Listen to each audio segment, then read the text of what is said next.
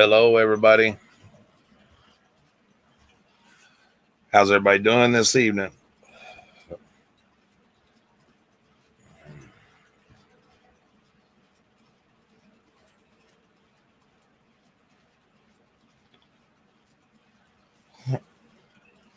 Hopefully, everybody's having a great afternoon, evening, wherever you're at.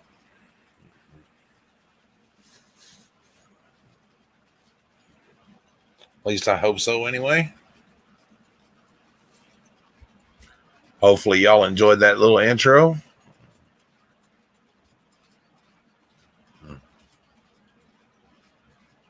Something I'd just been putting together and stuff. Thought that would be pretty cool.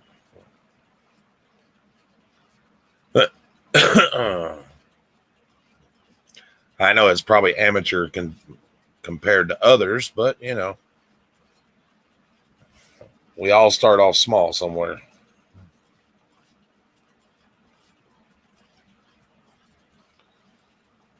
Just seemed like a good thing to do. I thought it was pretty cool intro.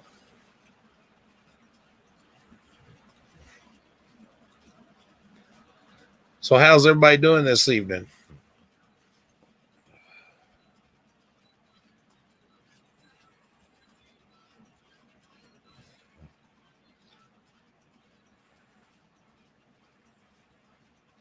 Play it again. You missed it. All right. I can do that.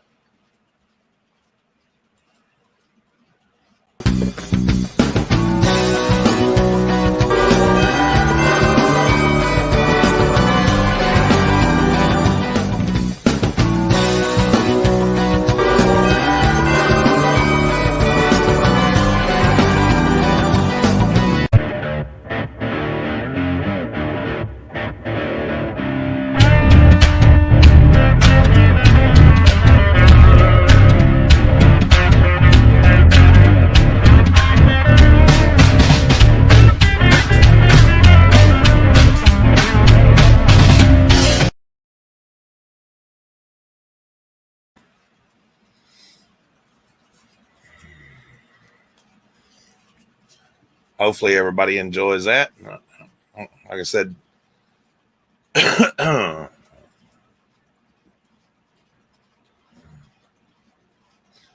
just a little something I've been working on. Right? Like I said, I'm no professional or anything, but it helps when you have a pretty decent little editor.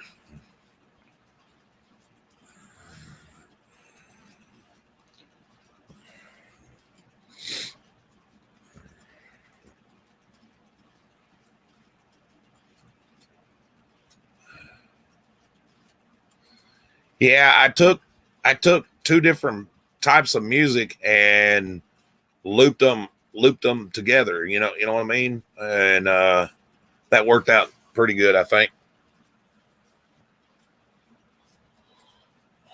Just been something I was working on.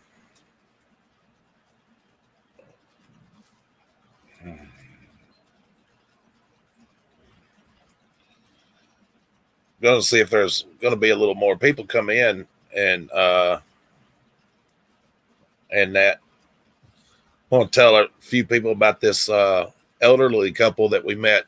Hello, Gregory. How you doing, buddy? That we met, and what a sweetheart of a couple, man. I'm gonna tell you what. She is 86. He is 83, and just a beautiful couple. Have a good night. Let's go.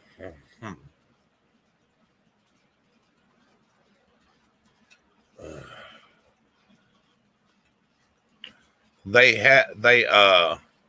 do they had some glassware for sale, and we went and looked at it, and just a great couple. They've been married 66 years. They've collected together, you know, just a real sweetheart of a couple.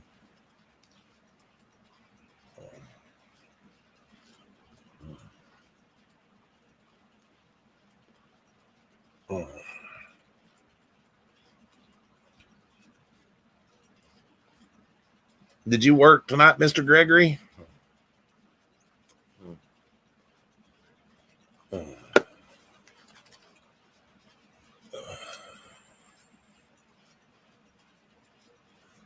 I thought you said that tonight was one of the nights that you work. Oh, okay. Oh.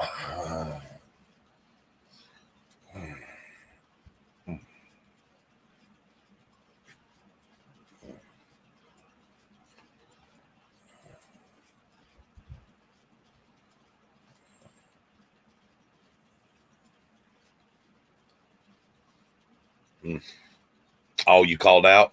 Okay. That happens sometimes.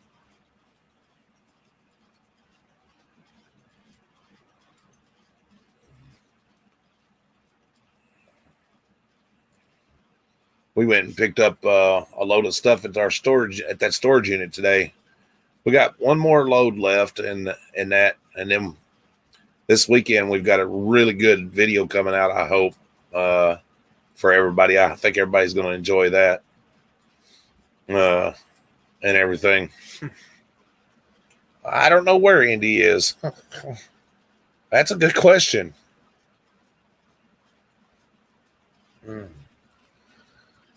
I don't know where Mr. Indiana is. I haven't got a clue.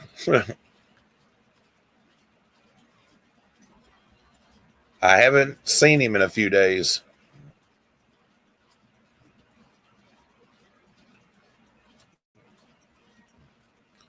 Hopefully he's okay and feeling good.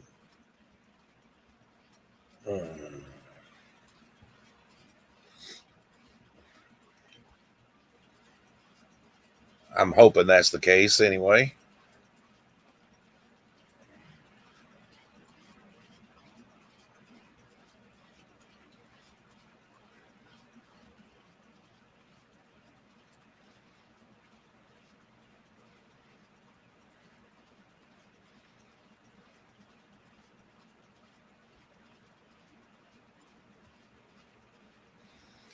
But you never know.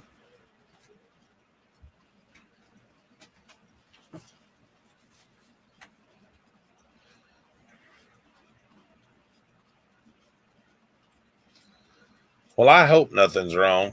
I'll be honest.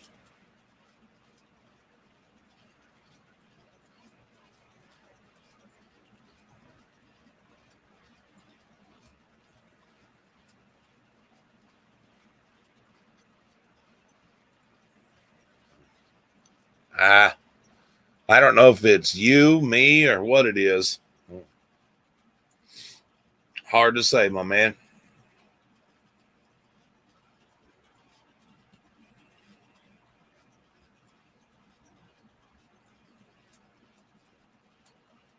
Hard to tell, you know. I can't speak for him. I don't know.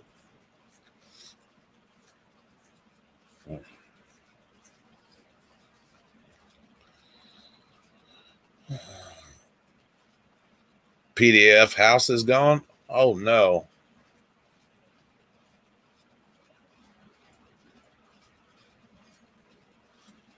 Well, that's sad. I mean, I don't like to hear of anybody losing property or anything else. I don't know, but sometimes karma's a bitch, you know.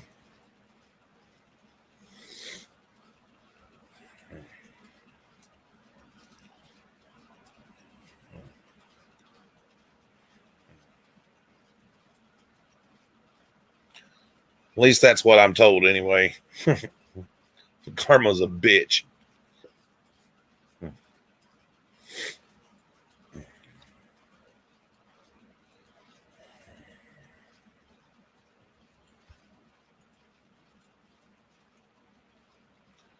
Yeah, this weekend should be really fun. We're going to go out and shoot some video and that.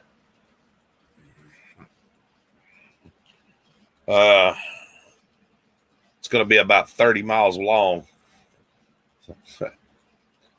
We got a real nice little event that takes place Labor Day weekend and stuff, and it's a 30-mile wide event, and we're gonna go video it, and hopefully people will respect our right to film in public and not give us any shit.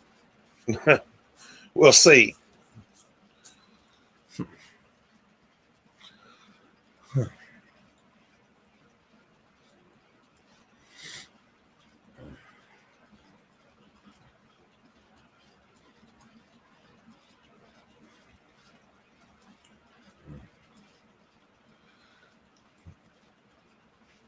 I don't know if any place else where y'all live, where everybody lives, and that if you've ever seen, or if they have, I'm sure in California they do, and some other places, and that on Labor Day weekend we have what they call a 30 miles yard sale. It starts from one end of 69A all the way to the other end of 69A. So, yeah, I don't know where Dustin is. He may be in bed. I don't know.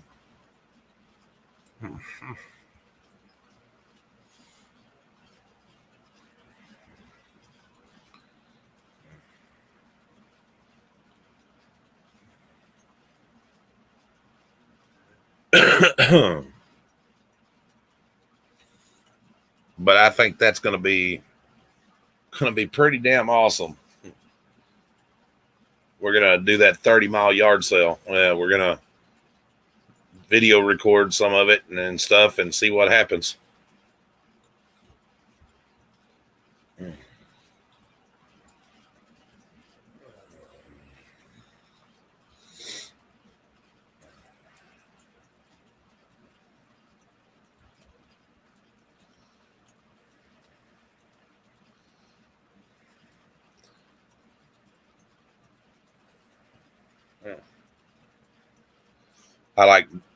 We like doing stuff like that. I think it'll be fun.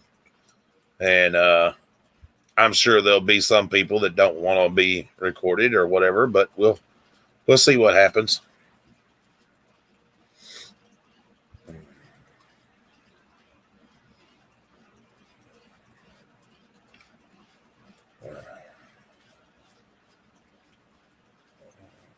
We'll see what happens.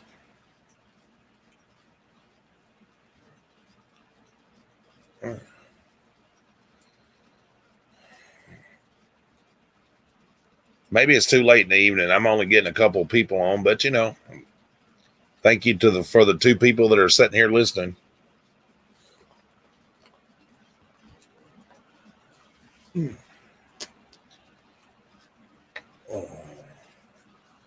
It's always nice when you get a couple of people and watch anyway.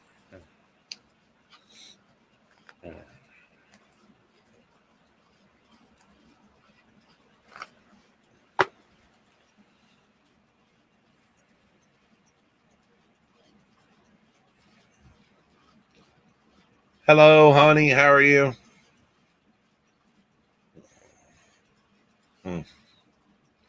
You're up kind of late.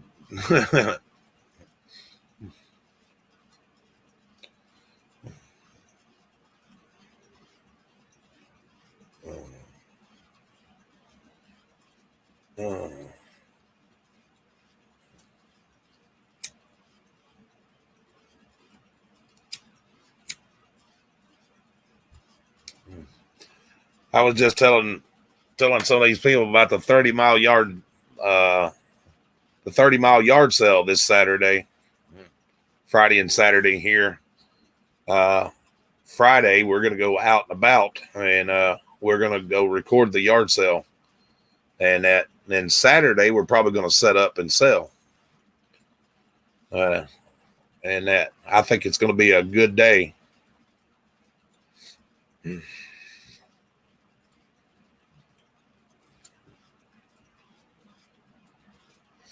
See if we can't go over there and unload a bunch of stuff. If Dad has the gas, he should come over and set up with us. I'm telling you what, he'll make some money over there on Saturday.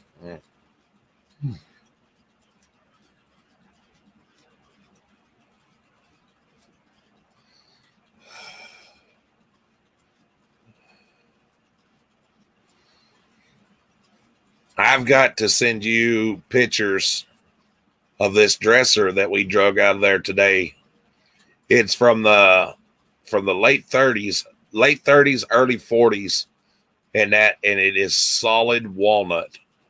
Solid walnut. I mean, it is absolutely stunning of a dresser.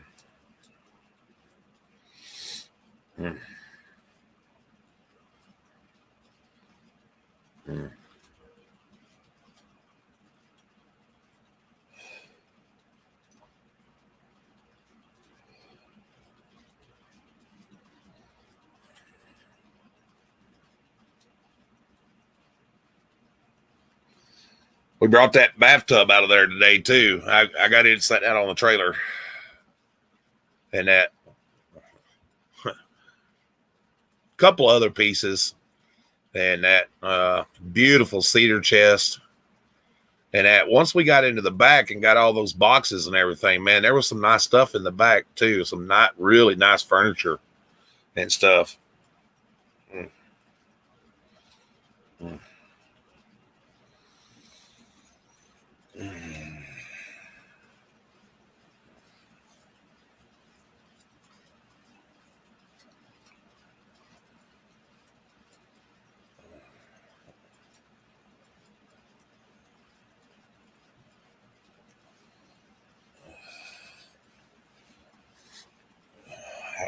I got a doctor's appointment tomorrow. The kids got a doctor's appointment tomorrow. Well, for the eye doctor. The kids got an appointment for the eye doctor. I've got to go to the doctor tomorrow for my foot and everything.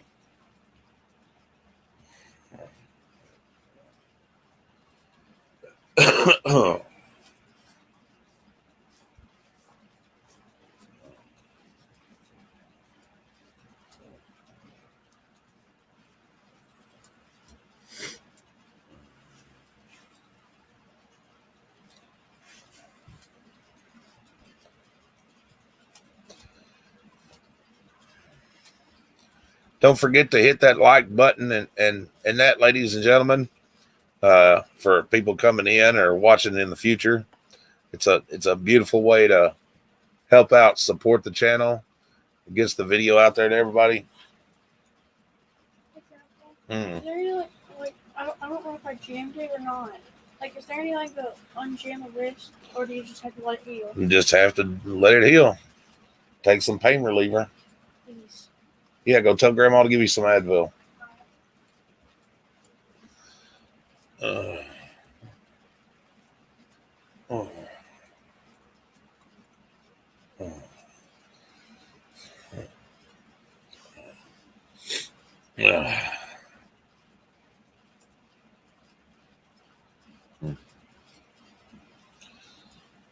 Yeah, it's the time for their checkup for their eyes and that. Probably get new glasses and stuff. That'll be good for them, you know. They'll like that. Get some new glasses and everything. And as far as my foot goes, well, I don't know what they're going to do about that. Hopefully I'll have the results back and everything and all that good stuff.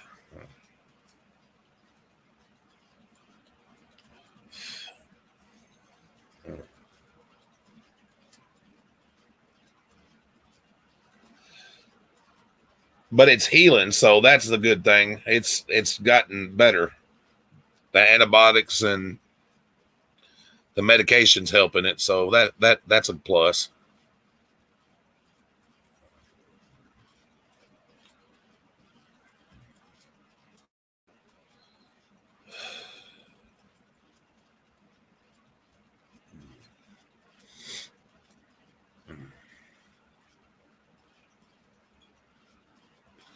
What everybody have for supper? We had baked fried chicken.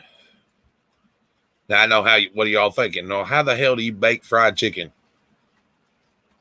Why do they do that with bills? What? They make Advils with like M&Ms. I don't know. That's just like making little kids go, ooh, M&Ms. Yeah, I know it.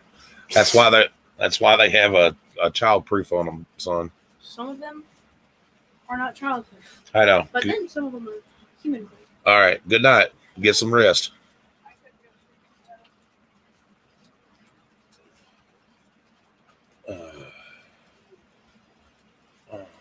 Corn dogs and chips. So that sounds good.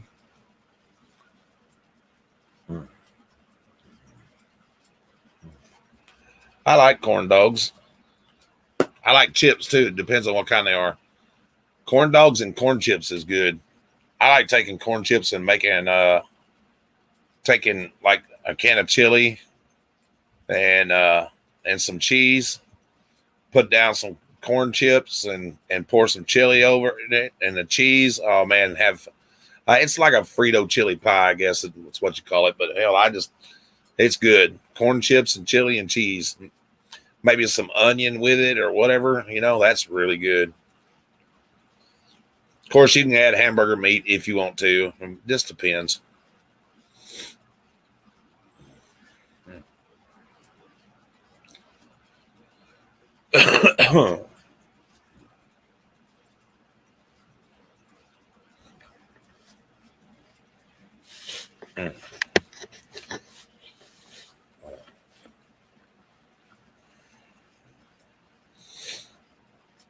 Yeah, I don't know if Dad told you about that couple, man, with that glass and stuff. That's the reason he was late the other day when I took him to the doctor. She called and wanted us to come by and look at that stuff, and man, oh man, let me tell you that stuff is just absolutely stunning. I mean, you couldn't ask for.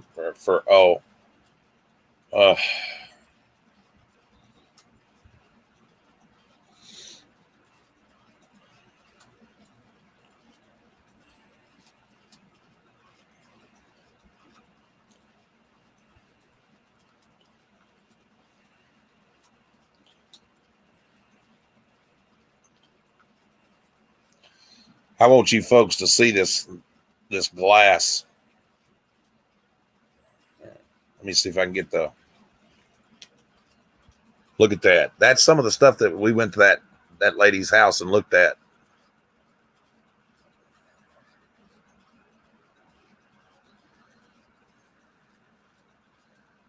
Pictures don't do it justice, let me tell you.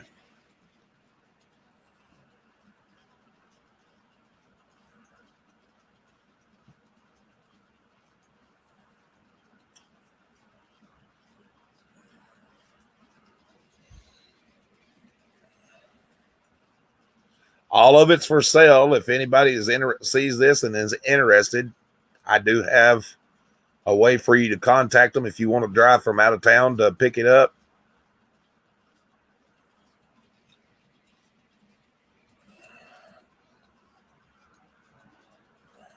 Look how amazing this stuff is.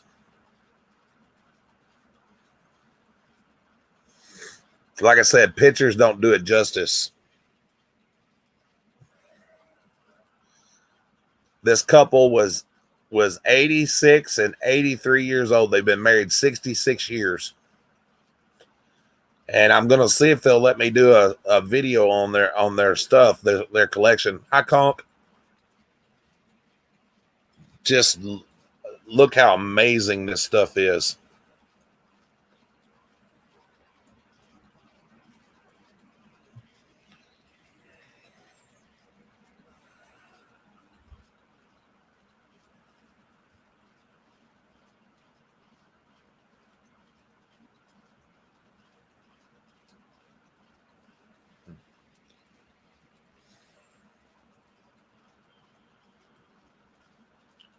We were there for probably 45 minutes, and by the time I got adjusted and everything, I still seen stuff that, I mean, like just like you could just take it all in and everything, and it's just absolutely amazing.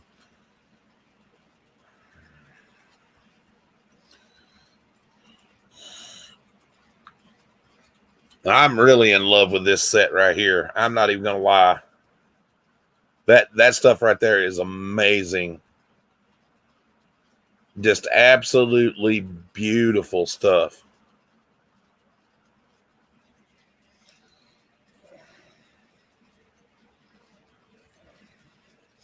And it's all Fenton. I mean,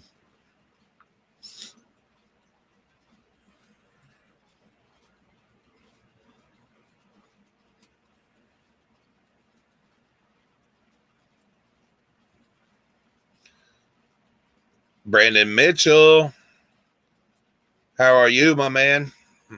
Look at that. Look at that stuff in the back. That blue.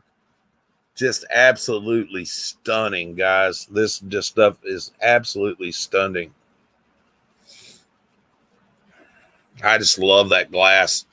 Like I said, the pictures don't do it justice in that.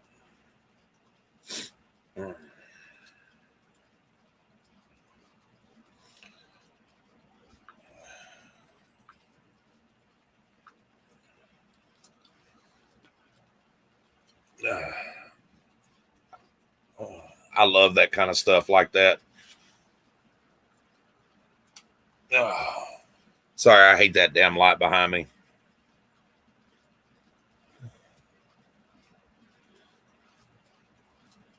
From the jazz bar. Just got home from jazz night at the bar. Heck yeah, buddy. So yeah, this weekend we're planning on they're having that 30-mile yard sale. Friday we're probably going to go, we're going to start at one end of it and we're going to record it. And then that Saturday we're going to go sell and everything, which should be pretty cool. We'll probably do some video from the day we sell, and I'll try to put it all together for everybody to see. But I think it's a big event. We have people from all over come to the yard sale. It's a 30-mile yard sale, and there's going to be hundreds of vendors at different houses and things like that. So it's going to be pretty amazing, I think. We got into that storage unit back in the back today, and I took the bathtub out of there, and one of the dressers that was in the back, guys, was from the late 30s, early 40s, and it's solid walnut. My furniture guy told me what kind of walnut was. Burmese walnut or something. I don't know. Hold on, I'll see if I can find a picture.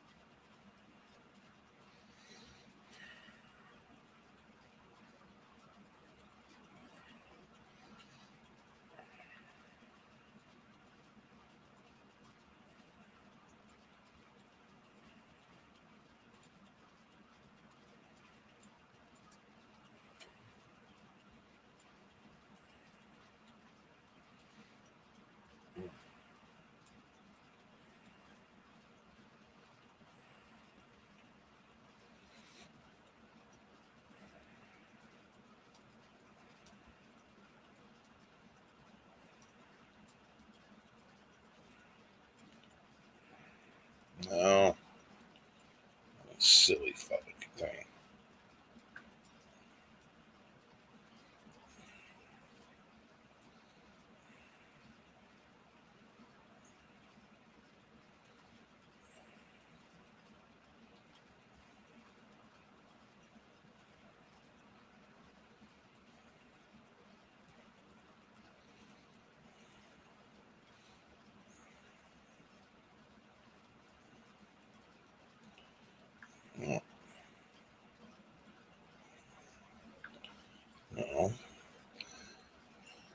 I'm trying to find something close to it. I know you're not going to be able. I'm not going to be able to find exactly the one, but I'm trying to find something that's pretty close.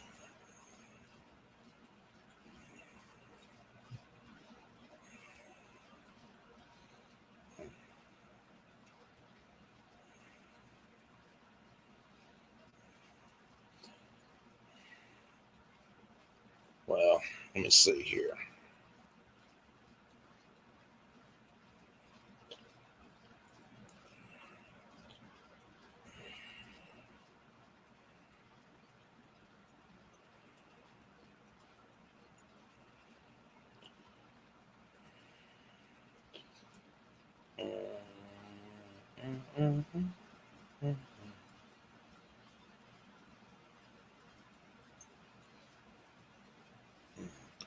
This is pretty close to it right here.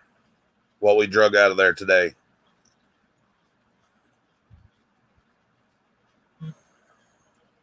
That's pretty close to it. This is an Amish made one, but this is pretty close. Pretty close to that.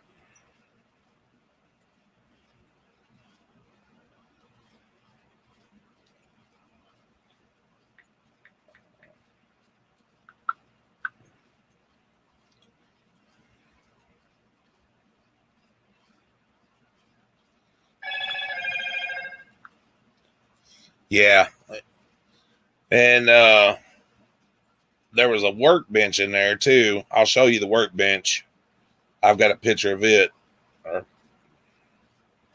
or I should say pretty close to it anyway.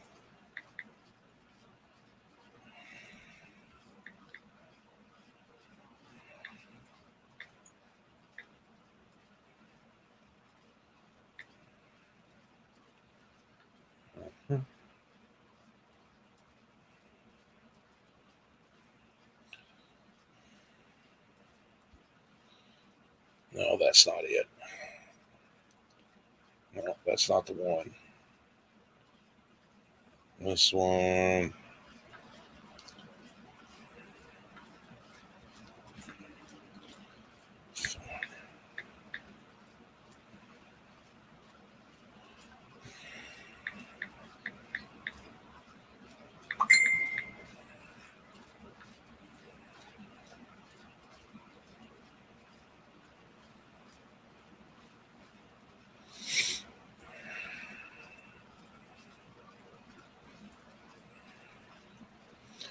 Okay, this is the workbench exactly right here. This is the exact one. That's the one we drug out of there today. New, it was $297. That was $297 new.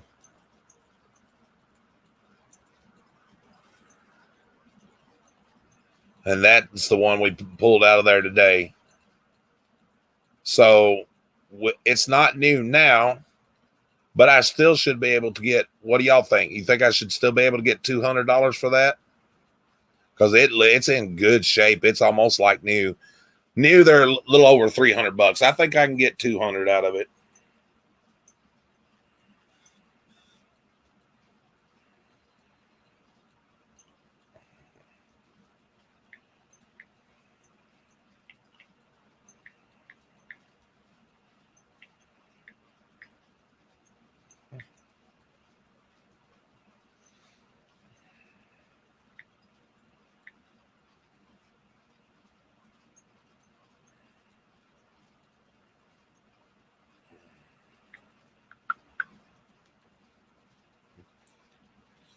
What's going on? Yeah, I think I can. I think I can get 200 out of that. Don't you think, guys? I think I can get that out of it. Like I said, they're over $300 new.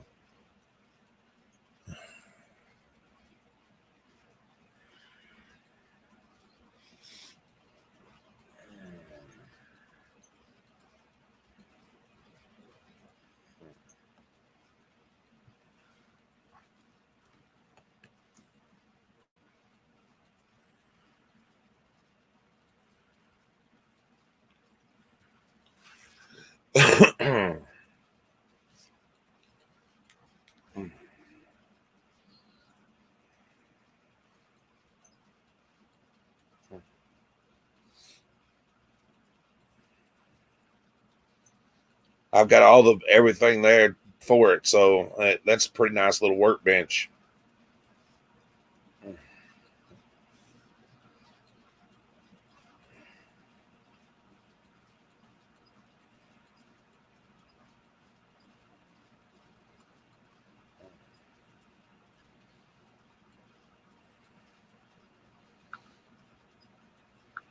And the best part about it is, guys, it don't even have to be used as a workbench. Somebody could use it as a kitchen island. You know, you could use it as a kitchen island in the middle of it. If you had a kitchen, didn't have an island, and you wanted one. Hey, buddy, how's it going? You doing all right? I was showing people some of that stuff that we pulled out of that storage unit today. Let me show you this workbench that we pulled out of there, brother.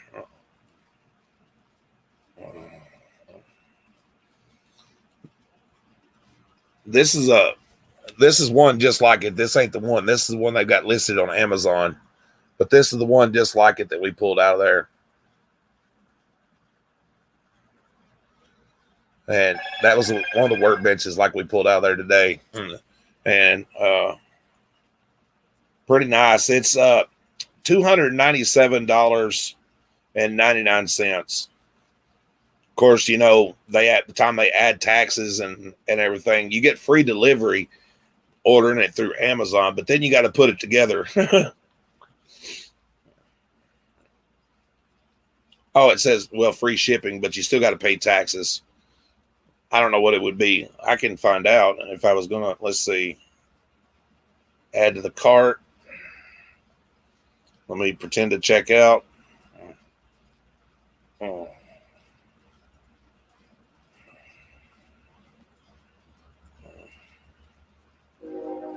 Proceed to check out.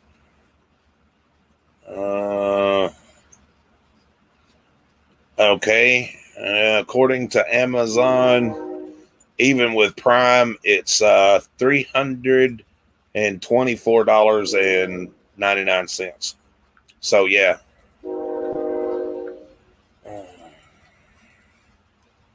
Yeah. $324 with taxes and all.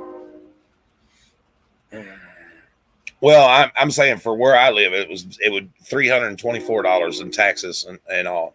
So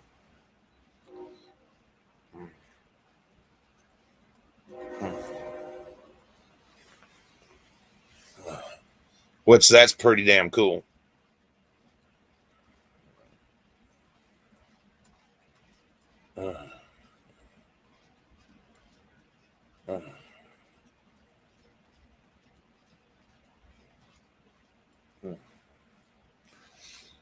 And you know, I don't know. I know some of y'all probably don't know. I had to remove a moderator, and that because they went silly. They were timing people out and everything, and changed some stuff and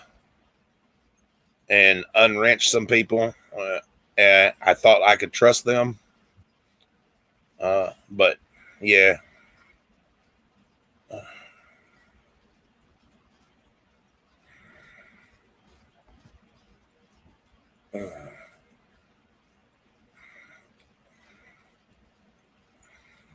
But that happens sometimes. Sometimes you get people that want to be stupid. Well, not stupid. I'm not going to say stupid.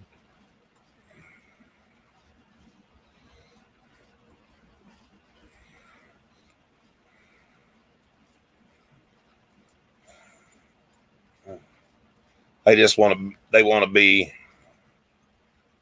crazy.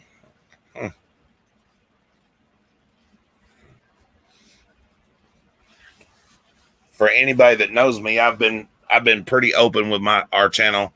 I only have a few people that are blocked, and you know, in that.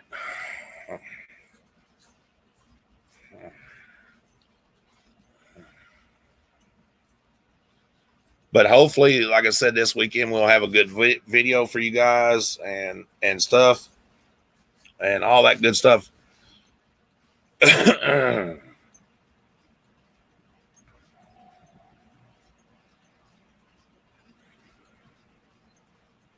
What's up, buddy?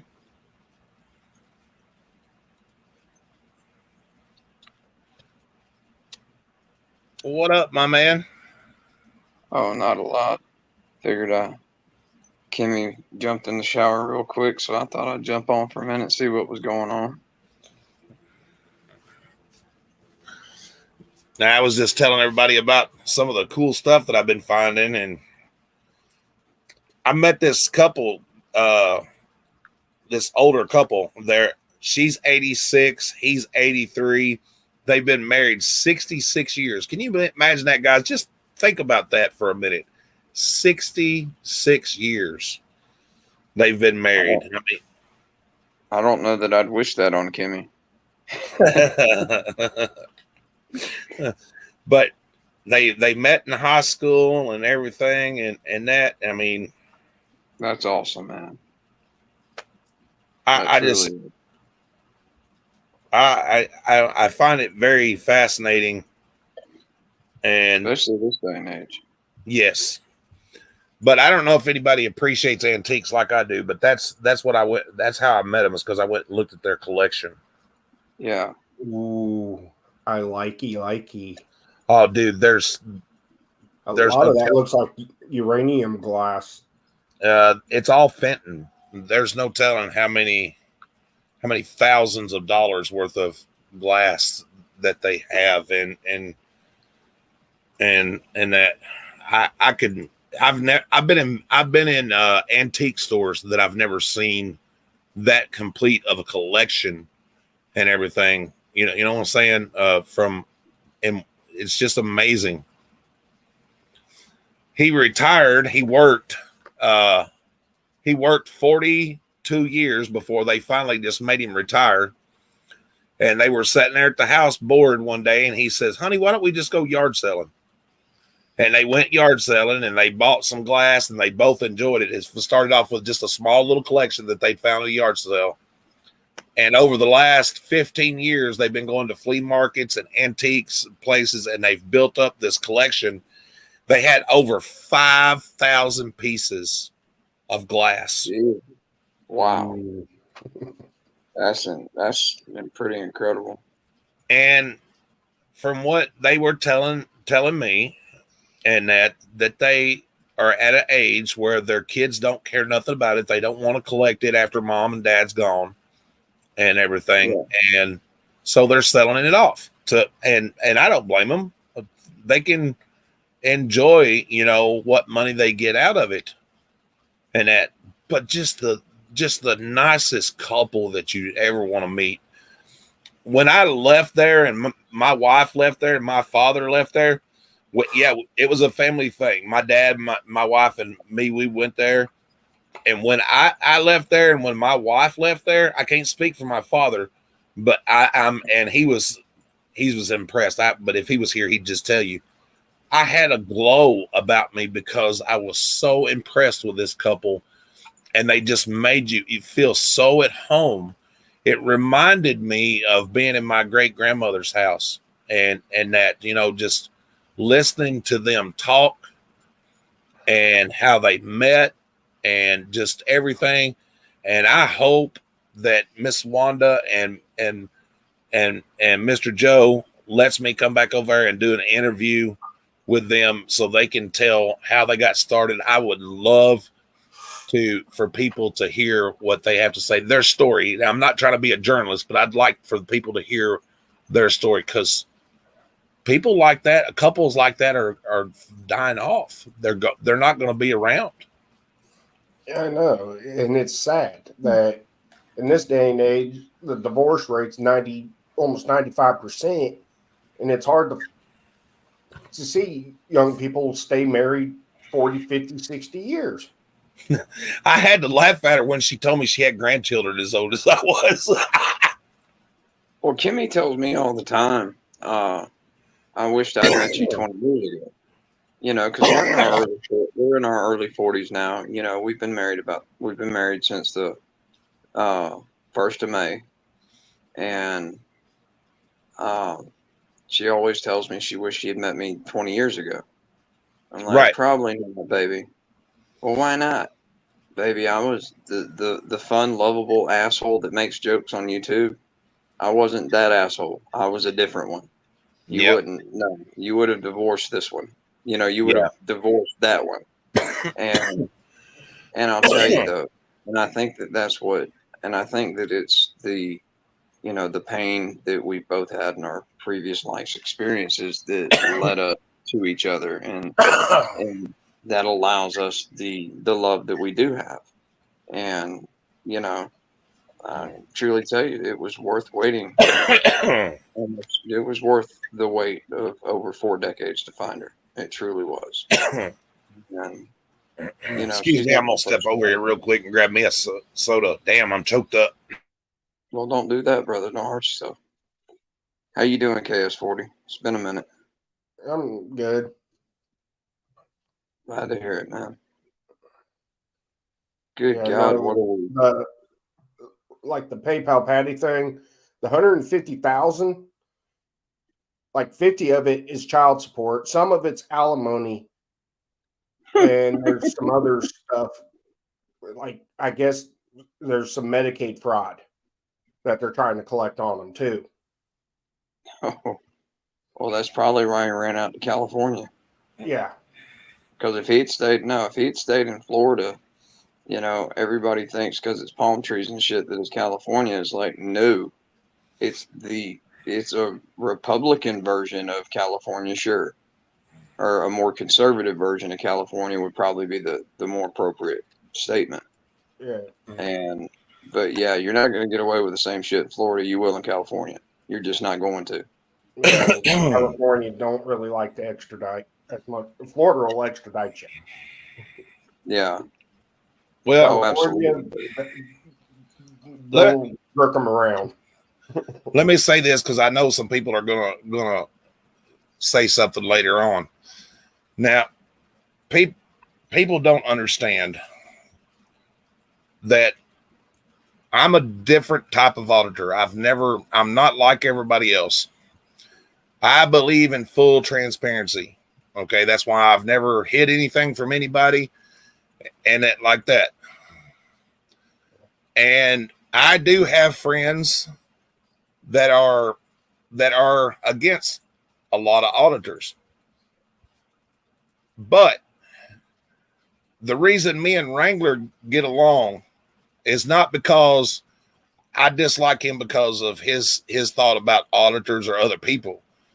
It's because we have what we call a mutual respect. Mm-hmm.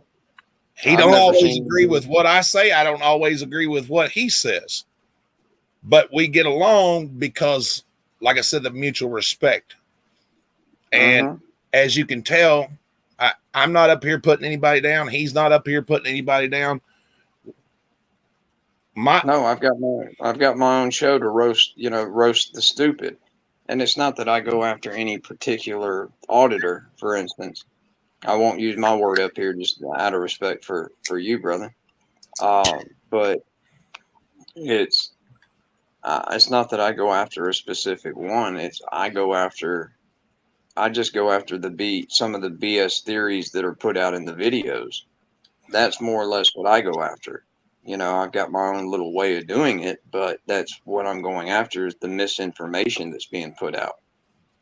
And Well, you know what I'm talking about because of the level of respect that you take into your audits when you are speaking yes. with people. You're not trying to add shock value for clickbait. Well, And and here's what gets me. Okay, I could give a damn less about your criminal history. I have one. I was a drug addict. I've been there, done that. You know what I'm saying? I understand. I watched a little bit of your video this morning where you were talking about, people are probably going to bring it up about some charges and it's not going to paint you in a pretty picture. But when the hell have you ever gone to court and anybody been painted to be in a pretty picture? well, I never went to court for it. And that was the murder charge I was referring to is the before the trial began, the prosecution, for reasons I still don't no, I mean, I have my assumptions because they pulled their head out of their ass and realized, wait a minute, we're about to screw up. And it was the prosecution that requested the charges be dismissed. It Hi, Miss wasn't a Betty. motion made by, it wasn't a motion made by my attorney. It was a motion made by the prosecutor for the And charges to be dismissed. most of y'all know I've made no bones about it. I don't give a damn whether he likes it, dislikes it or not, or who likes it, dislikes it. I do not care for Jeremiah. I will roast him every time I get a chance, to steal Wrangler's words. He is the lowest piece of garbage, and I can't even call him garbage because garbage is useful, that I have ever seen in my life. The day that he put out a video of his little girl dancing and begging for money while she was dancing was Twerking. that wasn't, man, that's twerking. end game for me. He'll never do anything in my eyes. I don't give a fuck if he finds the goddamn Ark of the Covenant that'll make me change my fucking opinion. Well, in that case, I want you to watch mine and KFAR's channels tomorrow. We're going to have a couple of videos dropping that I've agreed not to specify. But let me put it to you this way. Today was supposed to be me and KFAR, me and him had a pretty rough 10, 12 days. It's been a little rough. And, I got questioned about some stuff that was none of nobody's business. And because I didn't want to cooperate with anybody, because I didn't feel like airing my military record out on the freaking internet. I don't mind talking about my criminal record, especially now that it's all out there. But anybody that wants to ask me about it, feel free. I don't mind it, because the way I feel, I owe it to the people, Right. because I broke the law, regardless of what the reasons, motivations, exigent circumstances, whatever you want to call it. Regardless of any of that, I broke the law, and those were sins that I still feel. Let me stop you for just a minute. I need to atone for. I was watching your video where you were live at that federal building. How did that feel today? You were almost an auditor out there. Well, I did that yesterday, and I've been told that I failed. I didn't. That was the. Now I'm back home now, but that was in Oklahoma City. That was that same federal building from '93 that McVeigh decided to fill a damn moving truck up with a shitload of TATP, triacetylene triperoxide. That's the Oklahoma City bombing. That's that building. But let me ask you a question. As a human being, an American, didn't it just feel nice though to be able to stand out there, do your thing, tell your what you were telling, and not harass anybody or be harassed, just to be free and have a good, you know what I mean? Yeah, absolutely. And, and to just for the entire sake of honesty, I wish that I hadn't had to take it that far. If you watch my first live stream last night, because I wound up having two last night. The reason I had to have two is because once the false accusations about me this week didn't shake out, and when not only did it not shake out, I brought further proof, and that's what that letter was that I kept showing. That was why I had to leave the VA, the Veterans Hospital in Oklahoma City, and go to the federal building, to the VA there. That was the letter that I got. That is my awards letter from the VA that not only shows how much I make a month, but what my percentage rating is for my service-connected disability. Now, is your disability, did that lead to your drug use? When you come out, did that what started your drug use and stuff? Yeah, I banged out 9 surgeries in about 7.5 years. All of them orthopedic, 6 of them hardware. And it did. And at the same time I was dealing with those surgeries, I was dealing with that murder shit too. And, That was, you know, aside from the fact that I physically needed the pain medicine at the time. I Right. mean, I physically needed it. That was actually, Well, see, man, you ain't and much that different. wasn't what caused. No, that and it wasn't the physical dependence, as in I depended on them because of the shitload of pain I was in. Yeah. It was that wasn't the problem. The problem was that was my only refuge from dealing with with all that other shit, and it really caused me to start doing dumb shit because then I became mentally dependent on it to just get through my day. Hello, Ryan. How are you, sir? See, and And that's similar to what happened to me. I was doing industrial roofing, and I was roofing a school. We was laying rubber roofing down, and I had stepped back too far, and I fell off of the school and broke my back. I And believe you, and this sounds familiar. But that's please what got continue. me started on. They of course, you know, they put you on pain medication, and then they cut me off, and then I turned to other alternatives and stuff. And I was a bad person. I'm not gonna lie about it. I was a bad person. I spent 18 months in prison. I don't care who knows it. I've never made any enlightenment about it. I don't mind telling everybody what I was charged with. Uh, they charged me with 132 counts of forgery, and the crime was wrong. I'm very remorseful for it now because what happened back then, I'm not that person no more. I wished I could go back and tell the victims how sorry I am. You know what I'm saying? 100%. Because You yeah, can't that's change that though. yeah. And like I said, anybody that ever wants to come ask me about, that they can feel free to. And all this shit that got brought out and all the damn channels that went and did live streams on trashing me, claiming that I was stolen valor, that I was this, that you know, they were right about one thing. And the only thing that they were right about was that they're right. I didn't cooperate with them because when I made offers to the person initially that brought questions to me, but it was done on an open platform. When I told this person, well, feel free to contact me and I'll speak to you in private. Mm-hmm. And it that wasn't acceptable. So then it was, let's just trash him. And no, I didn't cooperate with anybody because next thing I know, I got 3, 4, and 5 fucking channels coming at me. Excuse my language, coming at me. You need to answer for this. You need to answer for this. And my whole thing was, no, I don't. Because I know what my record is. I know what my discharge is. I know what my veteran status is.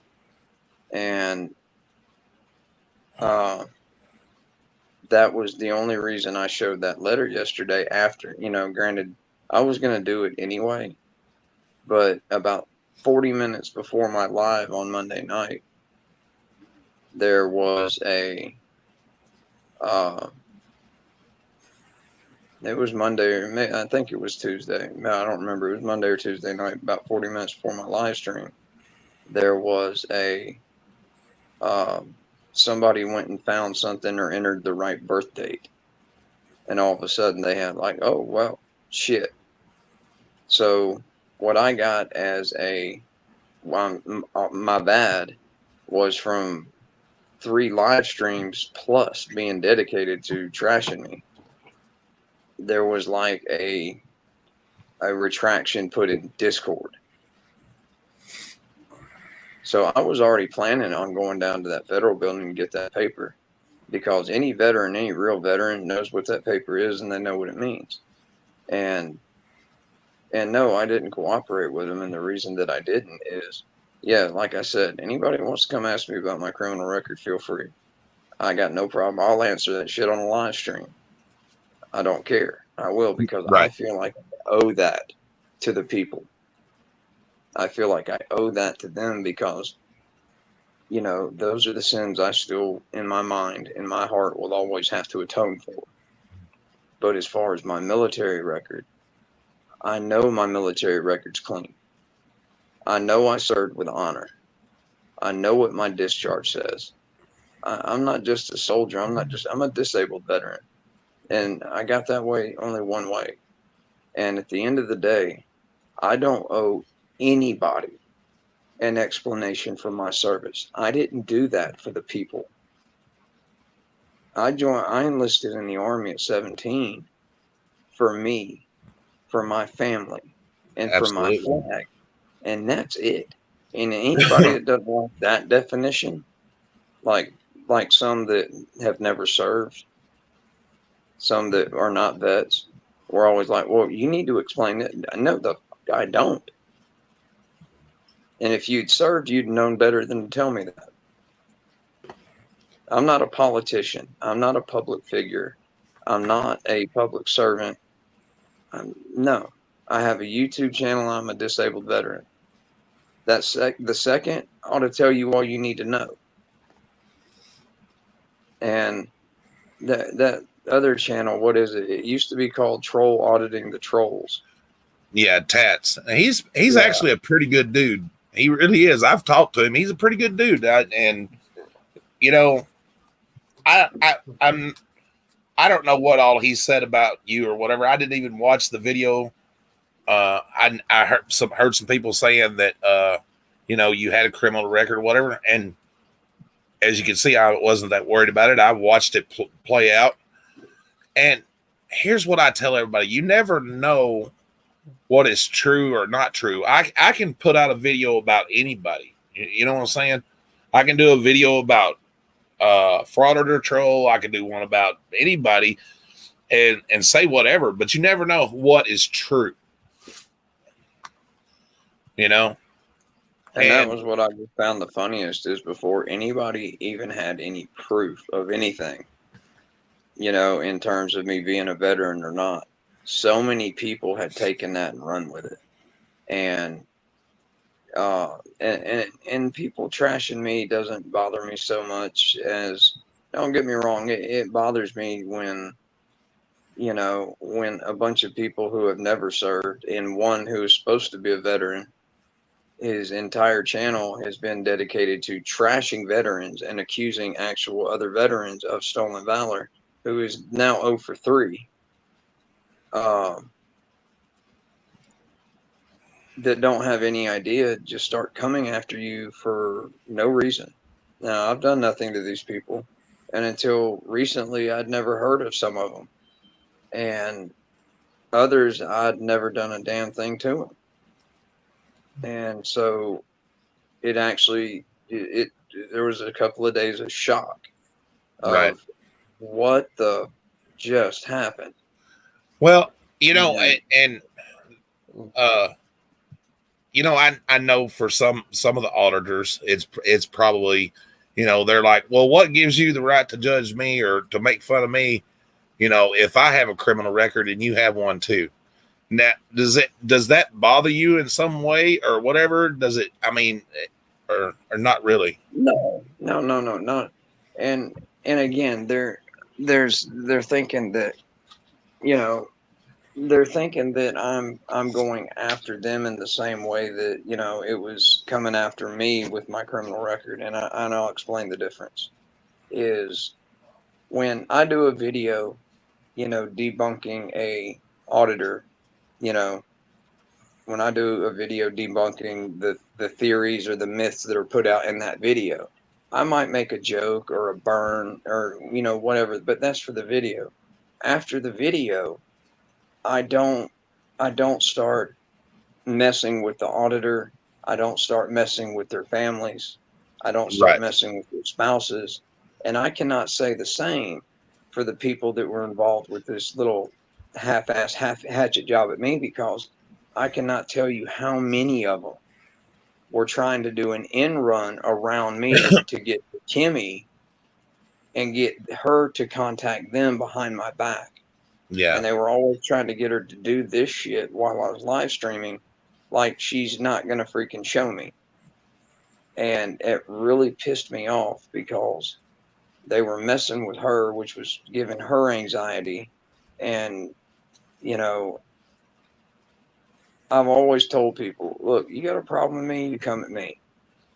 If you want to chest up against somebody, you chest up against me. Don't go after my wife and don't go after my family because, and I can't ever say this on, for certain reasons, I can't complete it, but it's more or less, sometimes the punchline gets changed, but it more or less boils out to chest up against me. Don't mess with my wife because at least, bucking up against me, you got a chance. Right. And well, and that's something I noticed too. Like not necessarily you, but I have seen a lot of other people, and I know you've roasted Brooklyn, but they made a big deal about, him stealing an orange. Okay. It happened.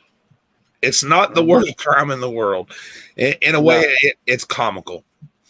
Yeah. You're right. It is comical. And the thing that everybody is still getting on him about is he's constantly denied that he did it when he did it on video and live streamed it.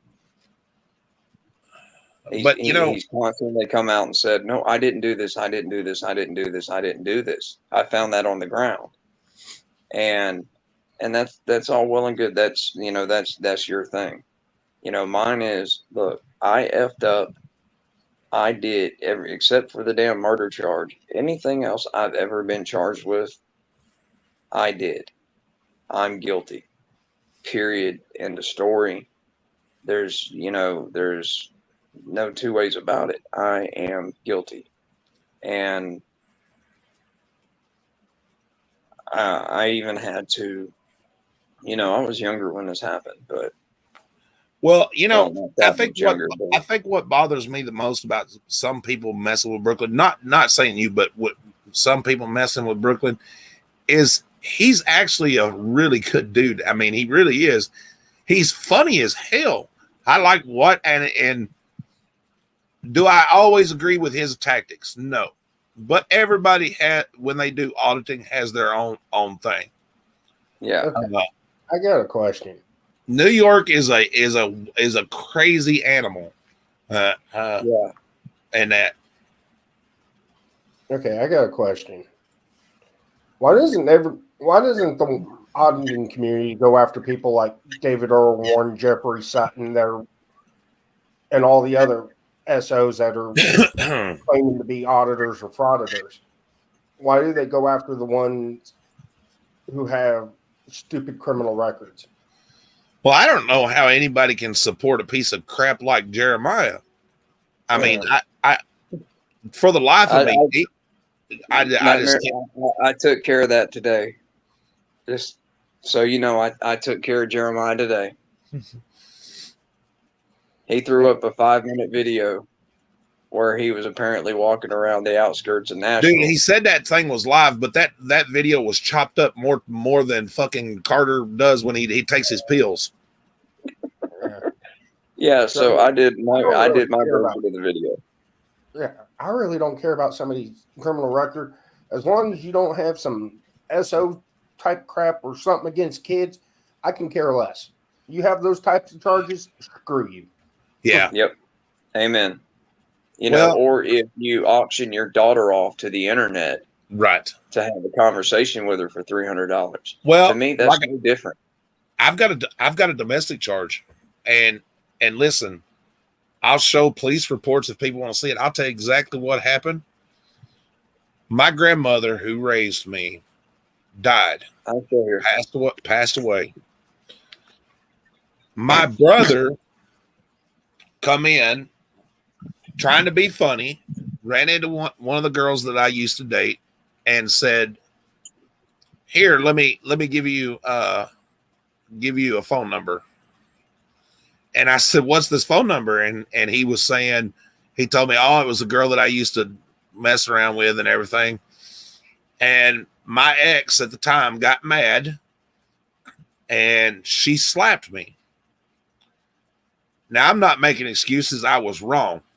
And and everything. But if I had been in my clear mind, I probably would not have acted the way I did. I was under the influence of a lot of different things. When she hit me, I looked at her and I told her that'd be the last time she hit me. And the next thing I remember, I'm standing in front of police. Well, I mean, and what, like KS40 just said, talking about, you know, those certain kinds of criminals. Now, with the exception of those people, I have found that almost, well, we'll say a good portion of crimes committed, there is almost always going to be some form of mitigation behind it. And just as an example of, you know, that I don't just go after and just, you know, just roast or beat, you know, roast a frauditor or auditor and just beat them down, beat them down, beat them down, beat them down. 9 times out of 10, when I make a video on one, I'll move on to, you know, I'll just keep on going down the line. Unless, you know, it's like that for public safety guy who decided to hit me with a false copyright strike. And then that got me and KFAR's attention. And it's like, okay. And then I talked to Josh at Fraudit Troll, and I talked to Dr. Dave, and I come to find out he had been hitting the entire community, the entire all the you know, debunker channels. If you know, I don't, you know, there's a lot of different adjectives that have been used for that, but you know, I noticed that he was just anybody that was making a video making fun of him, that he was hitting them with false copyright strikes. Now, the best of my knowledge, everyone that he's thrown out has bombed hard. Now, and it's like KFAR tried to tell him when he was coming in the chat. And that's one of the things that makes me go after some of them a little harder is when I'm doing a live stream and they'll come in and they'll say something to me. And, you know, it's usually 9 times out of 10, it's not anything that has to do with my, you know, their view or their opinion of the info they're putting out that I, you know, constantly come back in with, you know, actual fact and debunk it. It's nothing like that. It's usually just something personal or, you know, crude. It's I called you this. And then when I'll respond in, you know, in my typical fashion, and you both know what that means. It's instead of playing with me anymore, they want to say something very ungentlemanly to my wife in the chat. Well, that's like Georgia Transparency. Good. You know, Georgia Transparency came in a couple of times after, you know, some videos I made of him, and he got owned, and his response wasn't to hit me back with some actual knowledge or a fact or, you know, show something that, you know, he was right and then I'm wrong. It was, hey, Kimmy Wrangler, how much of the boot do you lick? Yeah. And that's actually the rated G version of some of the things that him and for public safety said to my wife. There's a channel, speaking of that, there's a channel that I watch, and it's called What the Hells. They're awesome people. And they've got this group of people that live beside of them. And the husband must be really fascinated with Jeremy's backside because and so the things that he has posted on Facebook and said talking about shoving objects and things, and then he said to Jeremy's girlfriend or whatever that you know, he didn't know how she was talking with his part of his anatomy in her mouth and everything.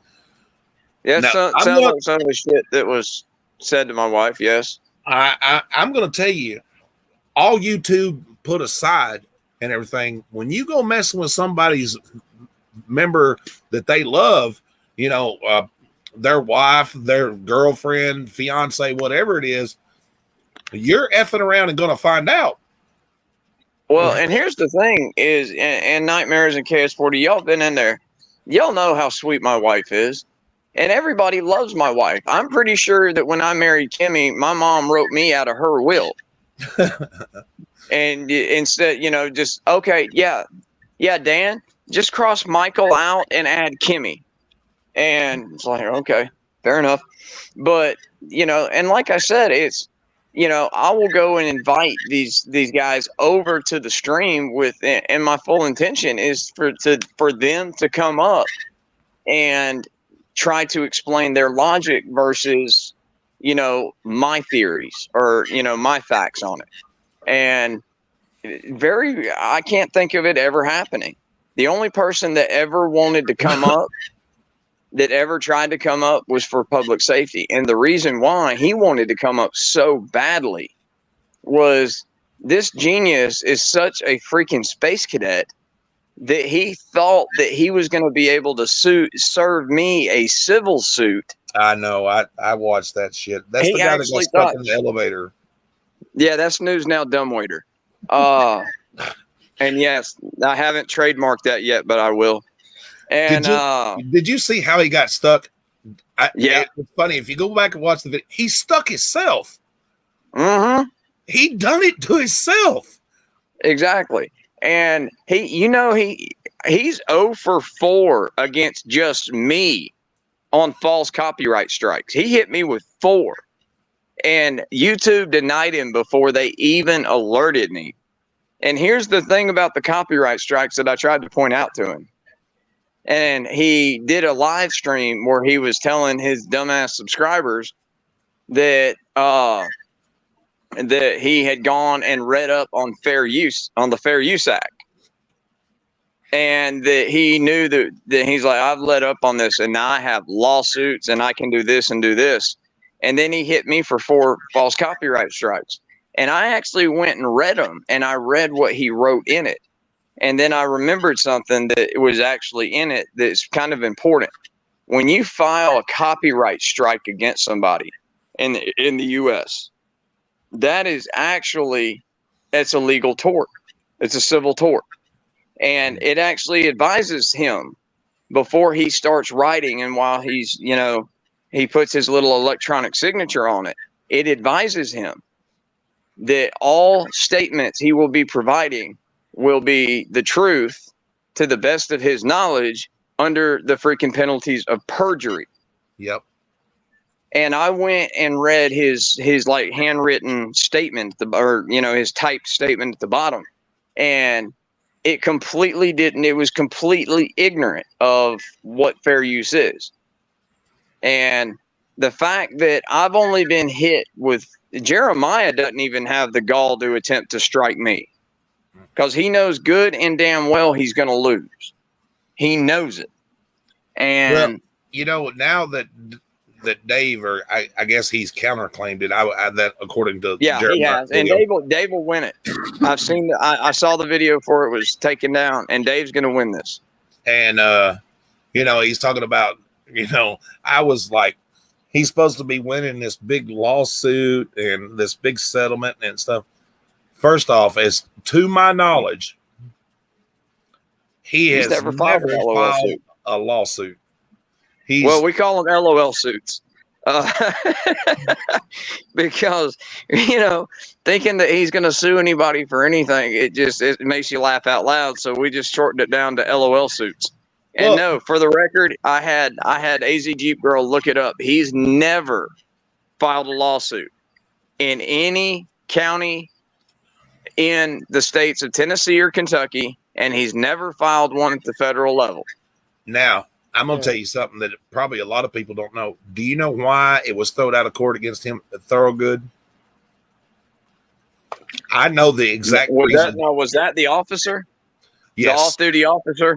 Yes. I had my own theories, but, all that predated me.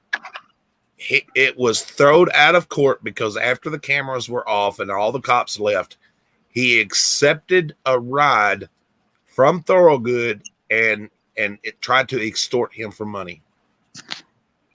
He's done that to me. I scheduled a lot. Now, normally I'll schedule my nightly live streams. I'll usually schedule them sometime between, he even said that the cop gave him $80 and well, you didn't, you know what I mean? That sounds like a settlement to me.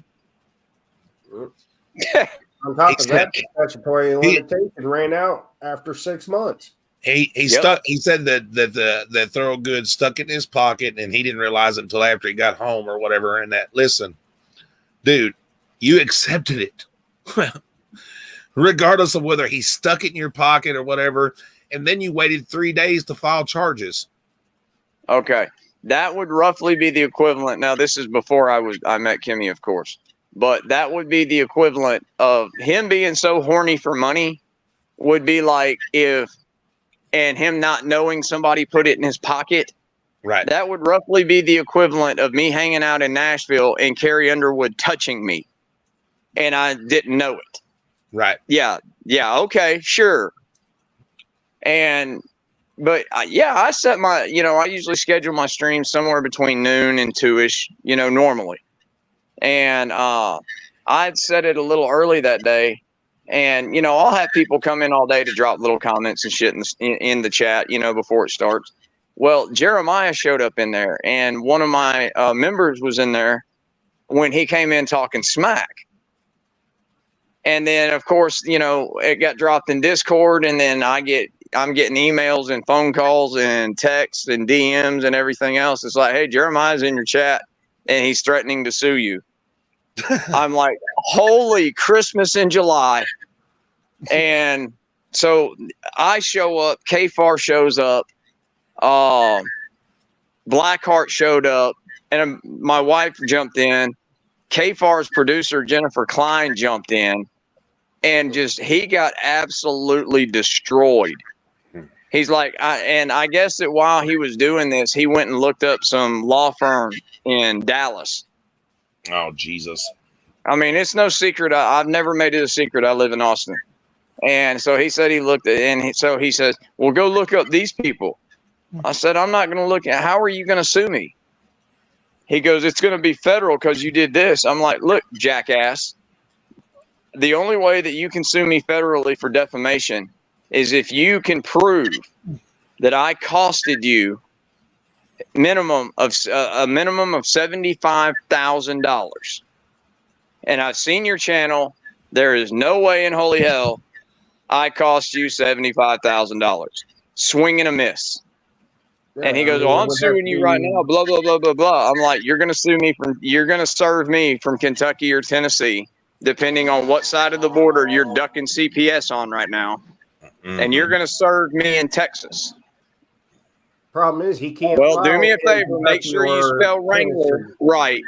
I told him make sure he spelled Wrangler right on the lawsuit so me and Kimmy can hang it in my office and point and laugh. And then that was when he hit me with the extortion. He's like, well, I'll tell you on second thought, if you pay me $10,000 and you take down all your videos of me, then I won't sue you. And I said, let me think about that. How about I would rather stick my man parts in a freaking blender than give you 10 cents. How about that? And how about because you've done this, I'm going to make a video on you right now. And I did. I had another one. I had a new video of him cutting up in 45 minutes. That's almost as bad as that guy that tried to extort Fraudit Troll. Yeah, that's what I'm talking about. That he came after me and K-Far too. He used very good word salad to keep from saying, well, I'm trying to blackmail you. But it's like and his whole argument was ludicrous. It was not just on its face, not just on the face value, but the entire merit of it was just absolutely stupid. He had three world clients. Y'all cost him one of the world clients and stuff. I'm like, wait a minute.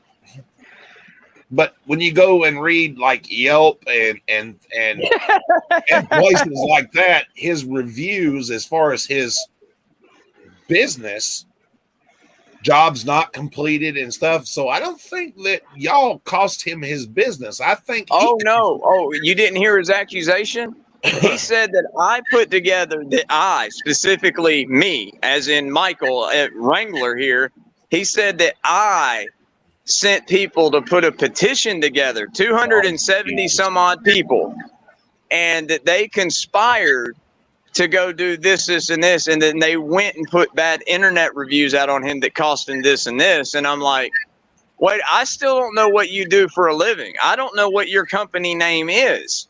How in the holy hell did I pull this off? And what's funny is I had only done one video on the moron before then. He hadn't even shown up in a live stream yet. And when he showed up and he's like, why are y'all picking on me? And K-Far told him, he's like, well, you keep hitting our friends with false copyright strikes.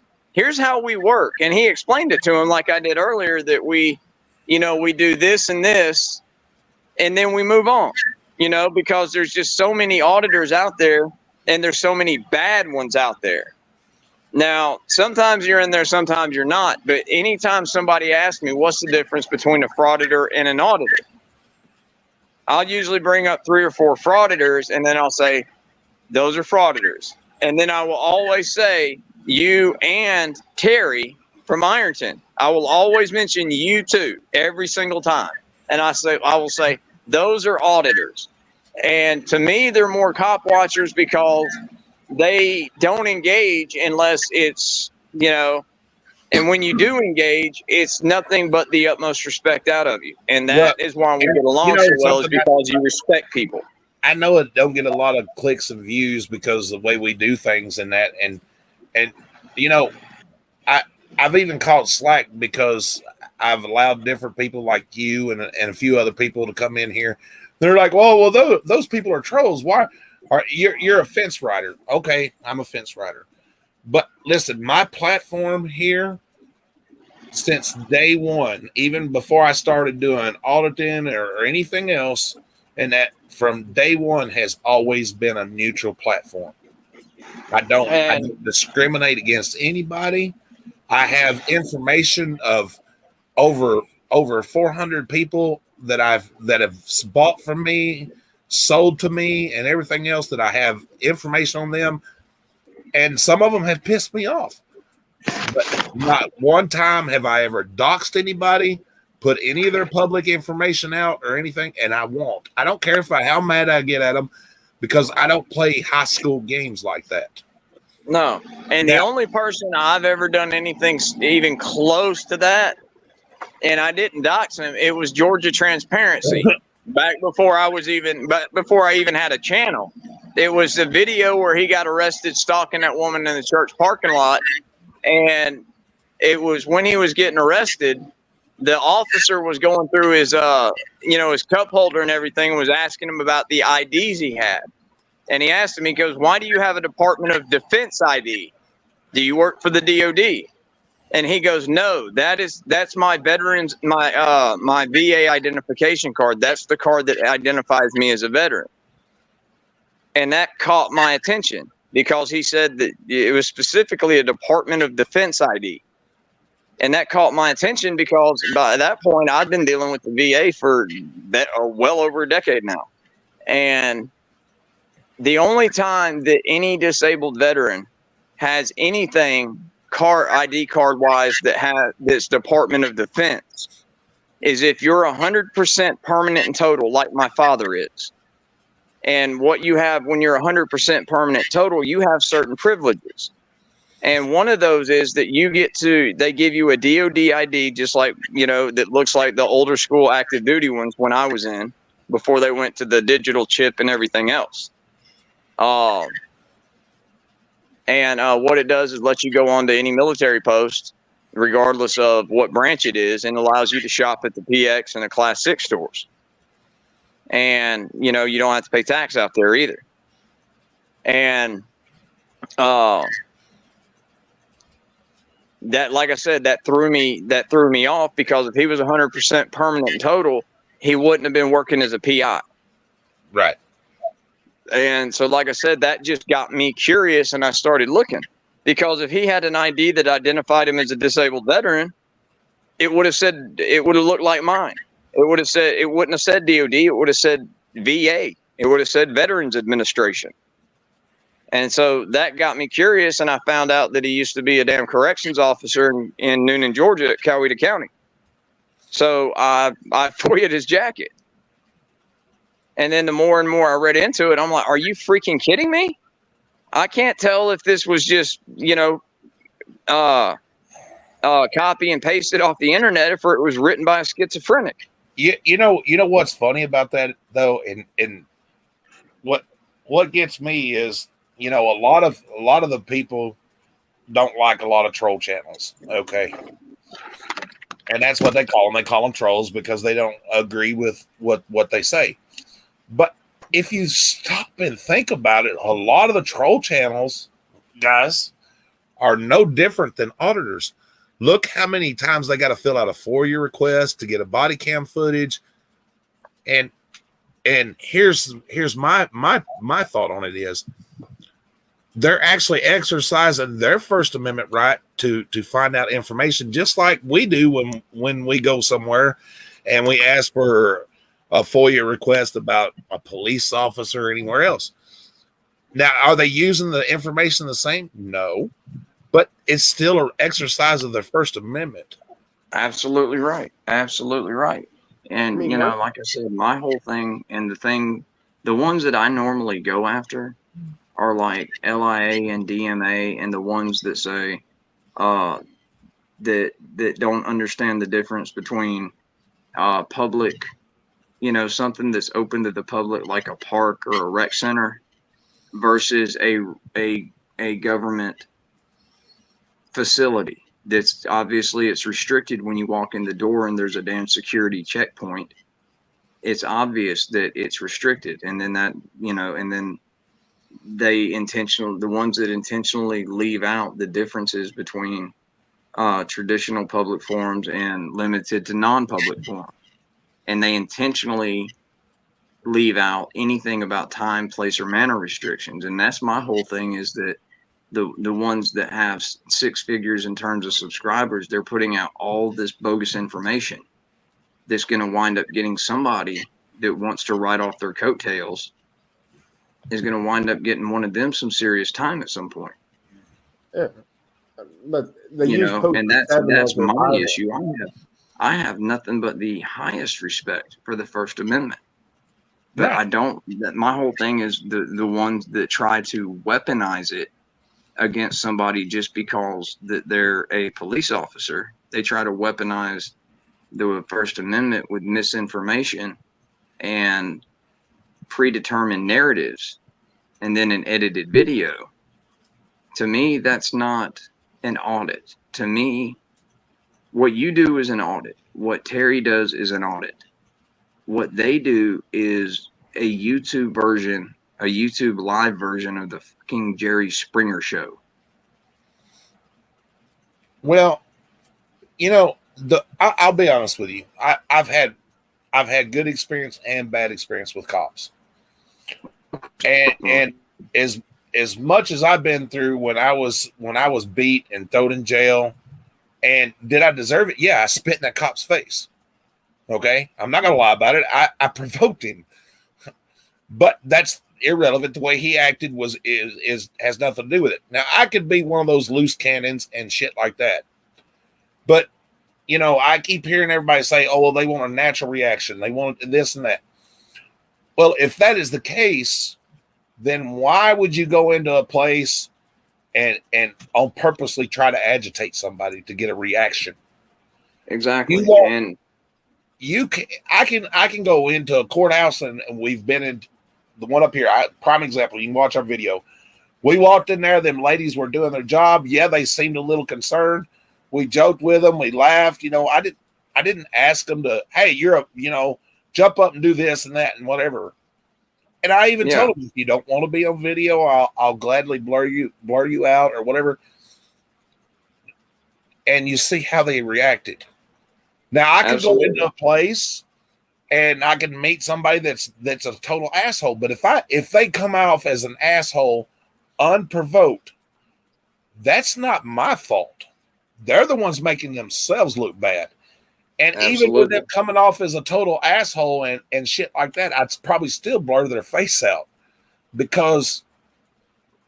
but I would show what an asshole is. I don't even know that I'd call him a tyrant, because the word tyrant doesn't mean that it's that word's, I don't know.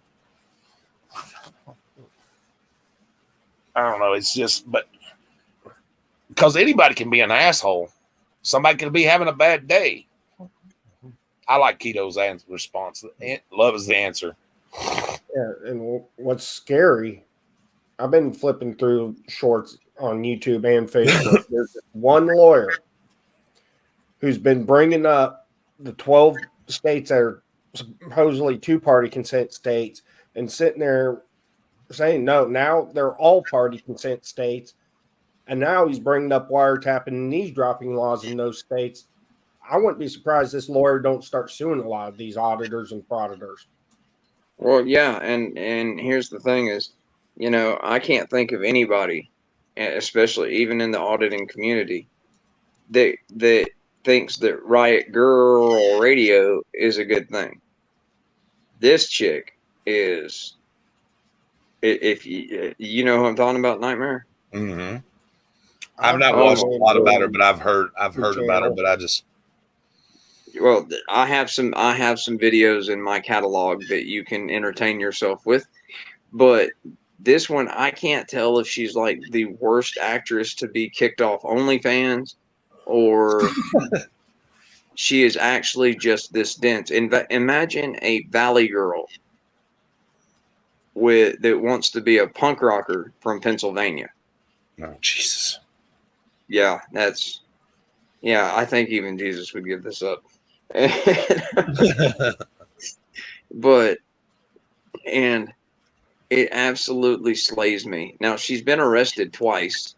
She actually held a fundraiser so that she held a fundraiser to get her a new Galaxy smartphone, and to get a plane ticket to fly to Arizona to Fraudit with Joey Surreal. Needless to say, she hasn't made it to Arizona. Oh, is she the one that got arrested in the DMV? Yep. Yes. Yeah. Okay. She got arrested at the DMV. They all started yelling at her and stuff, and that. Well, she keeps going into these. Well, the PIN dot is what it's called. Yeah. Now, are you familiar with a channel called Loki's Fent Layer? No. It'll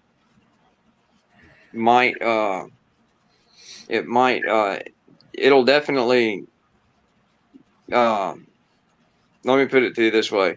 Until you've seen a half-naked woman cleaning a desert eagle, it's different. But no, she's actually in real life a good friend of mine and Kimmy's, her and her husband. Her husband's a former Marine, and he's actually a pretty highly decorated one. And, one of the ones that were, accusing me, still looking for dirt, trying to, instead of just saying, hey, I effed up, my bad. It's he continuing to try to go look. I'm like, hey, knock yourself out. You want to go through every live stream I've got? Go ahead. Do you know how many live streams I have done? My grandfather was in the Marine Corps. He served during World War II, and he was in the 4th Marine Division. And I'm gonna tell you what, you could definitely tell, like older soldiers, like, for what he went through, he fought in Iwo Jima and stuff like that. And, he was definitely not one that you wanted to mess with. He was respectful, but he was a Marine through and through. I mean, you know what I mean? You could tell. Yeah, 100%. And, unfortunately, my grandfather died at a young age. For me, I was 8 years old when he passed away, and I've wished 100 times, that he was still here so I could go back and listen to him tell the stories and stuff and things like that. I miss those days too, man. And my grandfather was I love my father, and I respect my father to no end, and there's nothing I wouldn't do for my father. His father, I probably respect more than any man on this earth, and I miss that man every day. And he was just, but yeah, I mean, uh, but so she lives in Pennsylvania as well, Loki, and but so they've come up with new policies in order to, one of the things some of the guys will say is, oh, well, it's y'all's responsibility to create privacy. Well, that's what they're doing, is because when she comes in now, they just stop service. And if she's going to walk around with the camera recording everything, then that's all they can do until Yeah. the police get there and deal with it. But she keeps going into these damn DMVs where there's freaking 3 digits worth of people in there waiting to get taken care of and doing what they have to do. Probably a good portion of them are having to miss work to be there. Yeah, and they've And- already probably been there an hour or She's so. in PA. Exactly. Say what, KS? You said she's in Pennsylvania? Yeah. Yes, sir. Yeah, she needs to go read Commonwealth versus Bradley from like 2012 or 2017, where they said you do not have a right to film inside police stations. They could apply that to any governmental building. Well, the thing is I think I'd have to double check, but I can't remember if PennDOT is like most states. Their DMVs are going private, and I don't know if that's the case with Pennsylvania or not.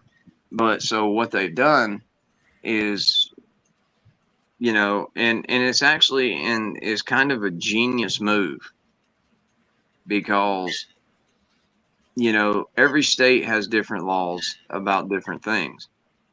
But, one of the things that you're not allowed to really do in any state is incite a riot. And her actions are causing, it's a chain of events. It's an action, then a reaction. And in her cases, she's going in there, she's pissing off the entire clientele.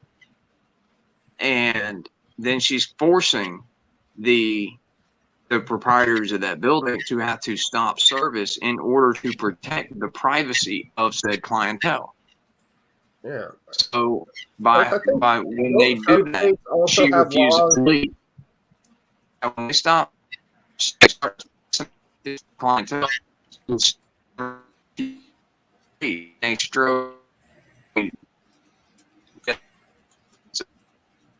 Josh Blanco, she'll start to the clientele,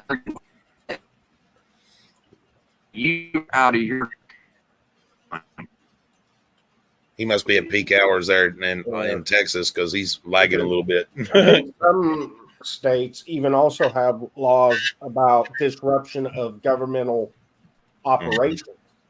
Yeah, but so she and what got her arrested this last time was she likes to go run around, after everything's said and done, and she's gone outside and talked to the cops.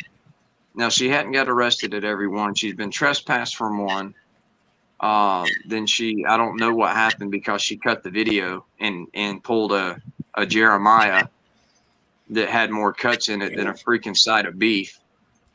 And but the third one she left in cuffs. And because she tried to go back in, because she was going to go do a little walk around and just try to rub it in everybody's face. That, hey, I didn't get arrested. And that shit wasn't happening. The cops were like, if you go back in there, you're going to die. And they weren't having it, and she wouldn't comply, so she got arrested. She was trespassing. She was told, you need to book. You've already been told to leave. Well, they didn't tell me I was trespassing. You don't have to. You were told to leave by appropriate representatives of that property. Well, they didn't give it to me in writing. You don't have to. And every time that she mentions, she'll start basically simping for other bigger, frauditor channels. And when she starts plugging Craig Hendry, when she starts saying all these great things about CH and Thai audits, I lose. Anytime she does that in a video I'm covering, I absolutely lose it on her. I'm the one that named her Honey Boo Boo. So she's doing a live stream sitting on a park bench one day, and she's telling she's telling Tube Talk 7 and, a couple other people. Yes, I was talking to my fiance, and this jerk off Nick boo, and it's like,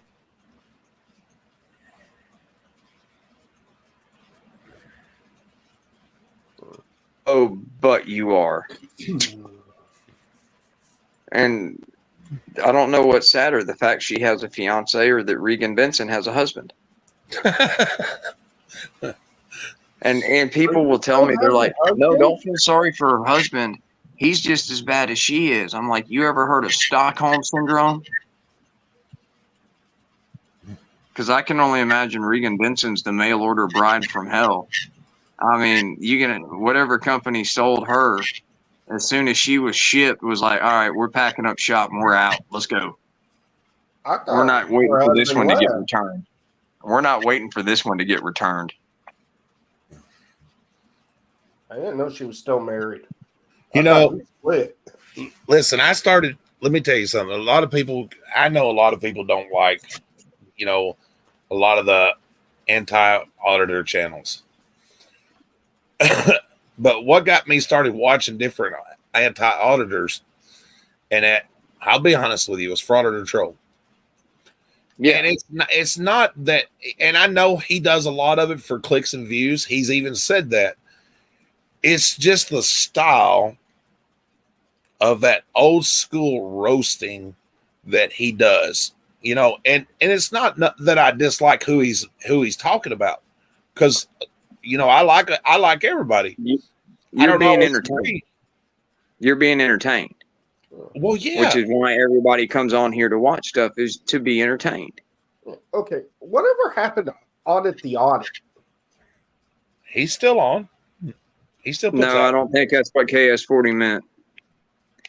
I think KS40 meant that Audit the Audit used to be more like you are, or like I am with politics. I'm pretty much as neutral as you can get. I don't have a favorite side either one. I think they're both freaking insane. No, I haven't seen anything new from them. No. I want to know what's up with SMR Labs. Have you ever seen any of his Nightmare? I think so.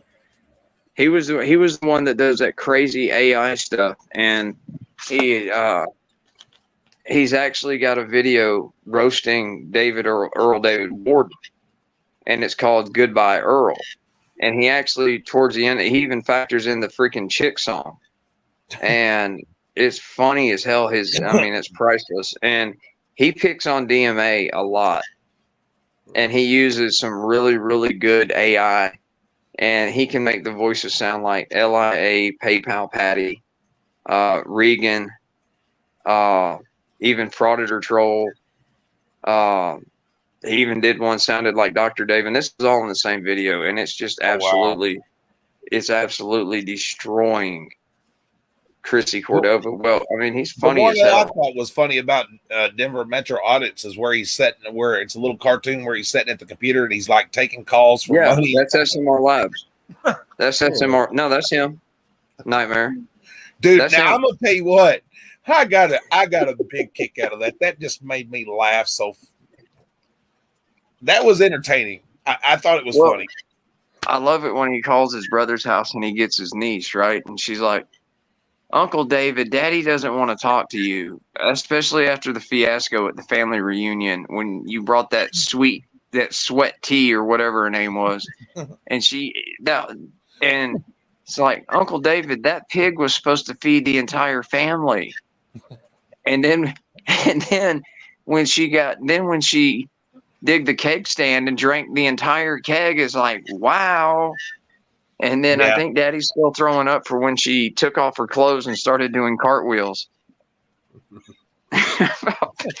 But yeah, that's SMR Labs. That's the same guy. That's SMR Labs. Yeah, if DMA don't watch it, he's going to be up there in Florence with Eric Brandt real soon. Yeah, SMR hasn't. I've got a few videos that are like in my top 5 that I've watched and just truly enjoyed. And I had to say that this video is probably in my top 3 favorites, maybe even close to being my number 1 favorite, is the video that Kick released of Jeremiah getting punched in the face. I am not gonna lie, I have watched that video, and you don't know how many times I have chuckled just seeing that dude walk up there and just slug the shit out of him. Well, okay. Do you know how many times I have played that in one of my live streams? It's like I'll be like, all right, put a 1 in the chat if you want to see Jeremiah Payne get punched in the face. And then all of a sudden you see like 300 ones flashing across the screen, and it's like, okay, we're gonna watch Jerry get punched in the face. Here we go. Click. I wish I could see the original. Oh, good God, yes. But what I love is I noticed the guy, who's like 2.5 of Jeremiah. Yeah. And that was a big corn-fed big sumbitch. And I noticed one time when he's walking up, he'll take his left hand, he slaps himself in the face. Yep. And I pointed that out the last time I played it, but that's also the video that Jeremiah claims the guy had brass knuckles in his hand. And no, and I've watched that video in fast. I've watched it in slow motion. Slow motion is the greatest. And that old boy had absolutely nothing in his hands, because you could see he slapped himself in the face, and he threw down his hat. And listen, now I was told the reason that guy acted that way is because Jeremiah was filming his wife and his little girl. I've been told the same. At the park. And then he was a dick about it. Filming the man's wife is bad enough, but filming the child also. Listen, it's even if you're allowed to, guys, it's just respect. Why would you want to film a juvenile, a little bitty baby? You know what I'm saying? Mm-hmm. And if you do, and you're asked not to. Was that in Kentucky or Tennessee? Not 100% sure. Well, it's hard to tell with Jeremiah because he literally spends so much time bouncing over that border, literally just trying to stay one step ahead of CPS. Yeah, but I promise y'all be on the lookout tomorrow. Kentucky's privacy laws on minors are strict. Yeah, well, unfortunately, that's going to be state to state, and but it's not so much. It's not the recording that's the issue. It's the publishing. That's where you get into. It's them disseminating those images. That's where you get into the legal issues that they want to claim don't exist. Well, let's put something aside for a second. Let me bring up a good point. Go ahead. Let's just pretend for a second I'm not an auditor. You're not an anti-auditor, and then let's just say we're normal human beings that don't dads chilling in the park with their families like that. I'm going to tell you, as a father, I'm speaking as a father right now. I'm not an auditor. I'm speaking as a father. If I'm in a park with my babies, my grandchildren, and they're playing, and you're filming my grandbabies, and I asked you not to film my grandbabies, and you continue anyway, my mind's going to automatically assume you're a pervert, and I'm going to shove whatever device you have in your hands completely down your throat, and I don't care if I go to jail or not, because my mind's going to automatically be, why are you at a park filming kids? Yep. That's where mine's going to go. Absolutely. Hands down every time. And any man or woman that is protective of their child is going to feel that way. Y'all can go back and look through our videos. Yes, our grandchildren are on video sometimes, but it's very seldom. And because we're very protective of our grandchildren that we're raising. Absolutely. For the simple fact that there are too many chomos on this internet that use that kind of stuff as material. Well, yeah, there's too many Jeffy Suttons. Sorry, I took that one from you, KS40. I knew you were. I had a feeling that you might be bringing that up, but Yeah, the only there's problem too many is, Jeffy though, Suttons, man. yeah, back in, I want to say it was 2008, 2009, there was a guy on Facebook called Chester the Molester stealing people's kids' photos and putting nasty, nasty captions over them. And the cops said, "Oh, it's freedom of speech. It's protected speech. We can't do anything about it." Yep, sadly. I know. That's what's sad. Well, you know, here let's just for the sake of argument. Well, Let's to just me, say that comes down to time, place, and manner. You know it, and Yep. that definitely the manner aspect of it right there. But you know, and another thing is, you know, most especially patrol officers are not gonna they're not gonna have that kind of an in-depth knowledge because their job is not to be constitutional law scholars. exactly. Pardon the pun. But that's not their job. Their job is to enforce the local and state laws of their state. That's their job. And unfortunately for them, when it comes to things like that, most of them are just not going to be versed in, you know, First Amendment restrictions. You know, like I said, in the difference in the forums versus time, place, and manner restrictions, they're not going to understand that. Well, This here's was what I was Isaac that said this. here's what I was getting at. Let's take Jeremiah's video, for instance, of his little girl. The twerking video? Yes, the twerking video. Guaranteed that before it was took down off of TikTok and YouTube and whatever else, and that it's still on the internet. It's on the internet, and 10, 20 years from now, somebody will still be watching that same video in a little dark corner somewhere with a bottle of Jerkins and a paper towel getting their kicks. Yeah. I bet you can If find it makes you feel any better, Jeremiah dedicated a live stream one night to what the thumbnail of my video of him was. And the thumbnail to the video I did of him that day, what I used for the thumbnail was the princess pillow picture. Well, I'm glad I haven't seen the edited versions of those pictures. All I have to say is that poor emoji. Have you seen the picture of the duct tape over his little girl's mouth? Yep. He tried to say me. Dude, I can barely do a thumbnail. I've made like 2 custom ones where I've got like a little fucking word bubble in it. You know, he tried to say that I photoshopped that tape over his little girl's mouth when we brought that shit to light. Because we did a damn live stream, K-Far and I, one night, literally dedicated to that photo. And that was definitely not photoshopped. You can definitely. And the screenshots we brought up that night proved that came off of his freaking channel. And the sad thing is, I also have his little girl telling Daddy not to pee on me in the bed again. That's not. I'm not laughing, but it was how effed up do you have to be? You had cigarette and burnt her foot. Well, you know, look, I've very rarely ever gone after anybody for, you know, just look, you want to go do whatever your chemical particular relaxant is. You're not usually going to hear me make too much fun of you as long as you're not putting that shit out there in public. But when you're getting effed up and you're doing all the things that they're doing to corrupt and ruin that little girl, I don't care what hypocrisy it sounds like. I'm going to point their garbage out.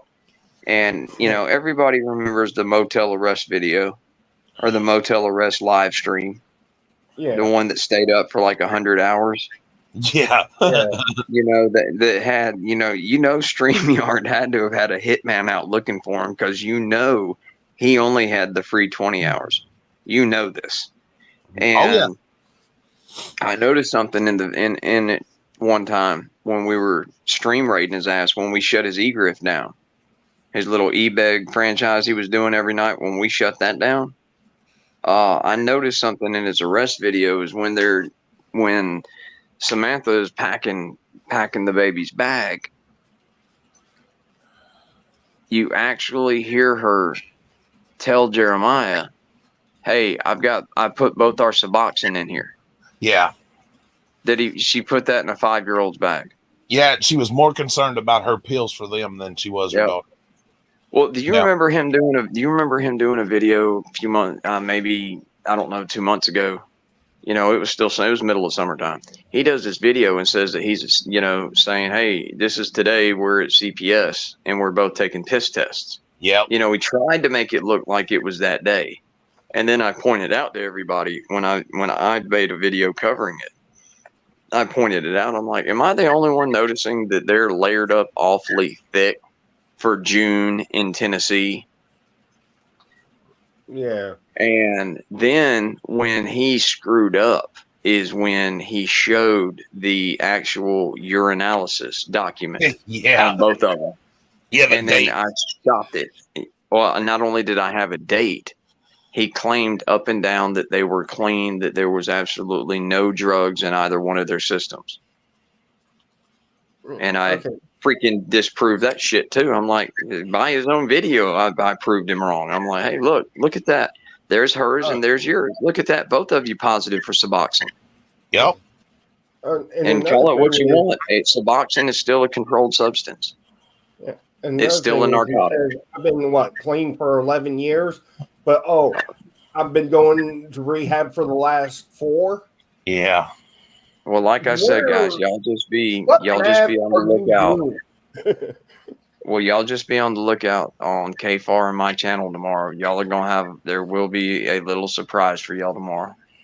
And I can all I can tell you is this. Even though you may think it's not even possible, you will have an even lower opinion of Jeremiah Payne after tomorrow. Oh, Jesus. I've got a pretty low one of them right now. Well, just remember, I quoted this, that as hard as it may be to believe, you guys will have an even lower opinion of him tomorrow. Okay. Hey, where's Corrections 101 been? My guess is hiding out. Okay.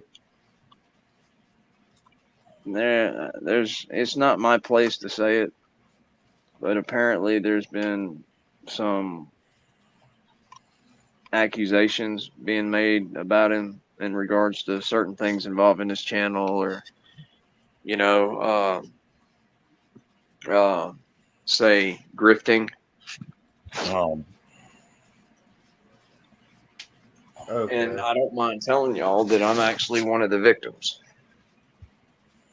All right, everybody knows Matthew, right? Upstate, used to be Upstate Audits or whatever. All right, well, back after he pissed off the entire town and then started coming into our channels, like during live streams and stuff, and pissing off everybody. Corrections took after the Jeremiah stream raid wars of 2023 that shut down his grift because he couldn't raise any more money, thanks to us and Captain Happy. That was fucking funny that day. I couldn't believe that he modded one of my first members. I was like, oh, this is just not going to end well for you, princess. And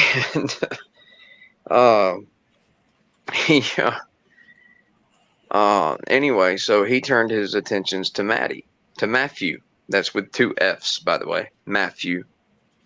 It's like with Joshy, Doretha win. But so he, the entire town hates him. So he thought that he was going to make a little money off of it. And, me, I try to help out. I'm still considered a small channel. And but I try to help other smaller channels, you know, when I can too. And he was actually doing a fundraiser they were going to get some, you know, basically the entire town hates this individual. And I've never seen an entire town hate somebody that is not on a registry. Dude, I've just never seen it. I've seen how the town reacts to that guy, and listen, that is probably one of the worst cases of fuck up and find out that I've ever seen in my life. Because that dude fucked up and found out. Well, I've never seen somebody on YouTube get their ass kicked more than Jeremiah, man.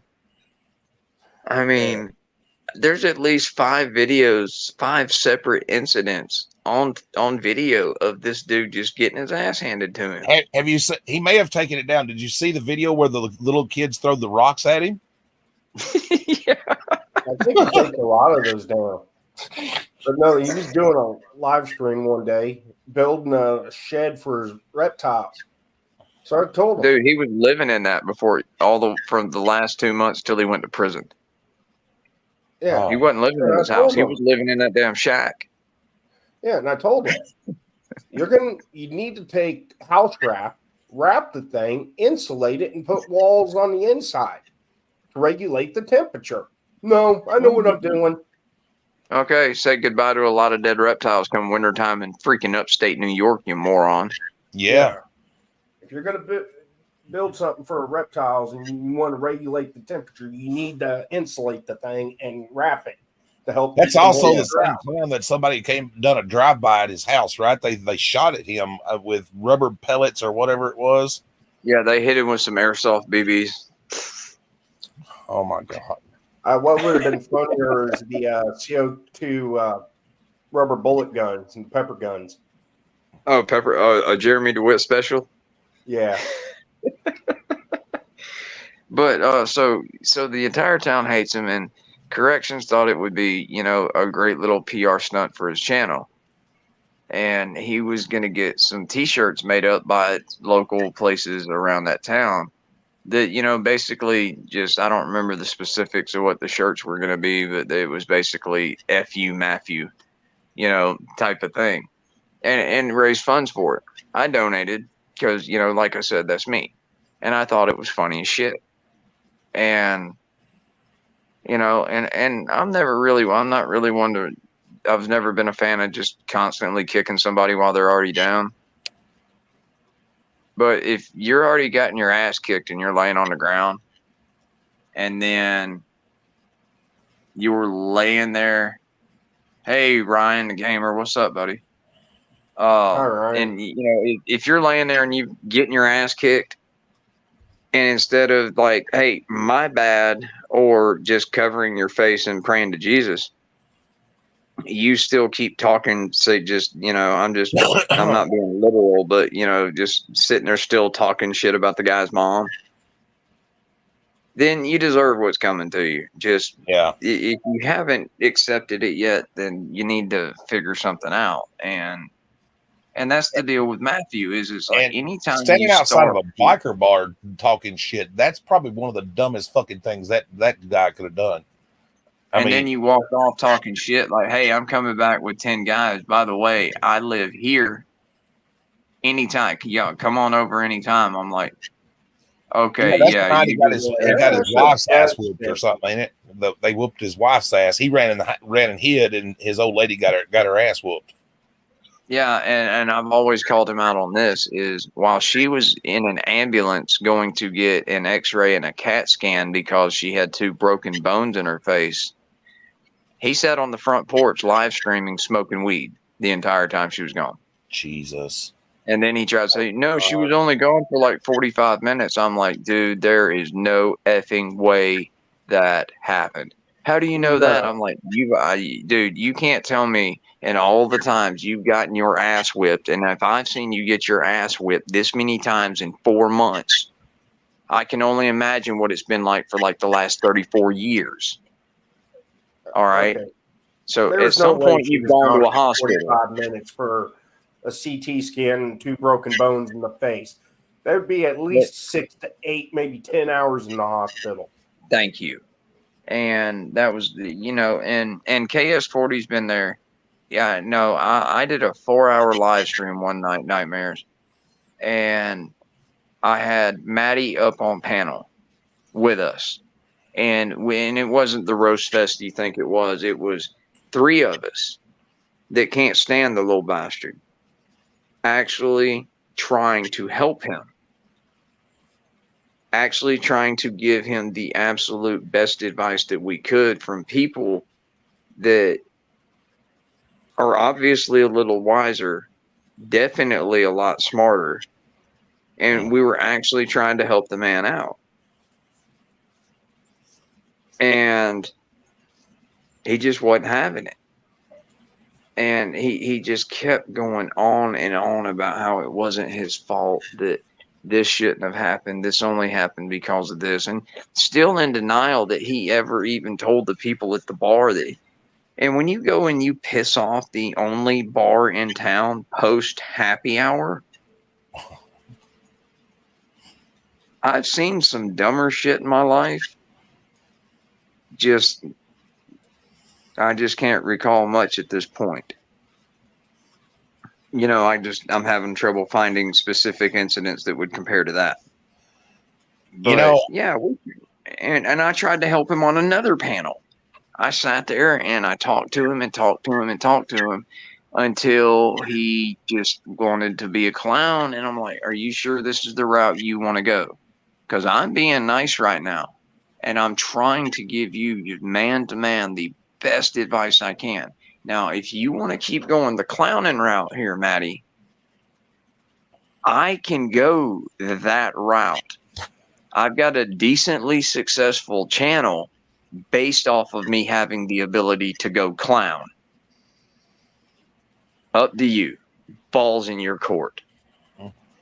You know, he went the stupid way. I sit here sometimes and I watch Long Island Audit. Some of his stuff is good. I like Long Island Audit in a sense, and sometimes he's not trying to act like agitate people.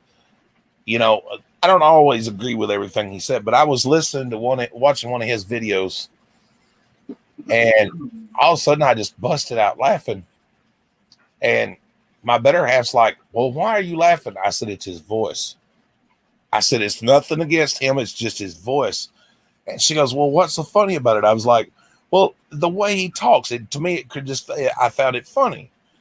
And I said, I'm not making fun of him. It's just the way he talks. And of course, I do like to do voice impressions.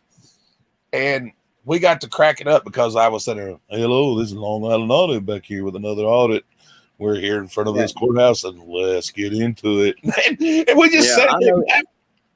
And I know you're not making fun of him, Nightmares. That's my job. But let's get into it. Yeah, but it was just funny. It just the way it cracked me up, it just. Yeah. And like I said, I normally make a video and it's for what it is. It's for entertainment value. And like I said, I normally he's I'll make a video and move on. That's a lot of people have called him out on being a racist, and I seen proof where he was talking about with oh god, that guy out in California, he's got a big old channel. SBG. No, you're talking about Bay Area Transparency. Yes, they got into it and everything. And he showed receipts where he was talking about, well, he's not of brown skin like us and blah, blah, blah. And then some other stuff about people being whiteys and stuff like that. I was shocked. I was like, wow. That he went into a bodega one time and he got to being in there, I'm guessing around some real gangster types. Like, I mean, raised up hard their whole life. And he went in this bodega and was apparently throwing around some N-bombs at him.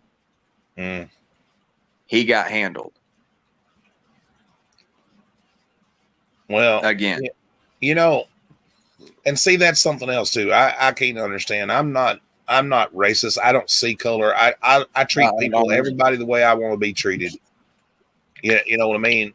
And it's just stupidity. You know what I'm saying? To be that way towards somebody.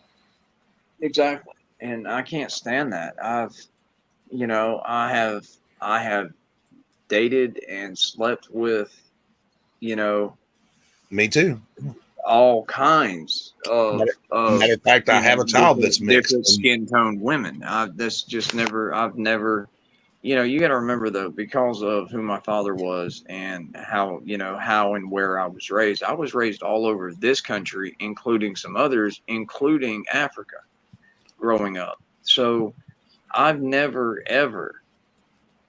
seen the value in any of that. To me, every freaking life is precious. Well, I used to live in a little town here in Tennessee up until about the late 80s. And I can remember it just as plain as day up until about the late 80s when they started bringing a lot of issues and stuff. And the federal government made them take it down. In Big Sandy, Tennessee, where I used to live, they had a sign right up at each end of the city limits that said, blank, don't let the sun go down on your dark ass. Yeah, I've seen those, sadly. And they meant it. They chained a couple up that was a mixed couple. They chained them up inside their house and burnt the house down with them in it. And yeah, it's sad that we have to go through that. Absolutely. Now, I don't know if I can't speak to KS40, but I know as far as age, but I know Nightmares that you and I are both old enough that we were both old enough to be Sonny Crockett fans back in the day. Yes. Well, he did a movie called Dead Bang in the 80s as well. I don't know if you remember or not. It was Don Johnson and some other B-list actors, but it was a halfway decent movie. And he spends the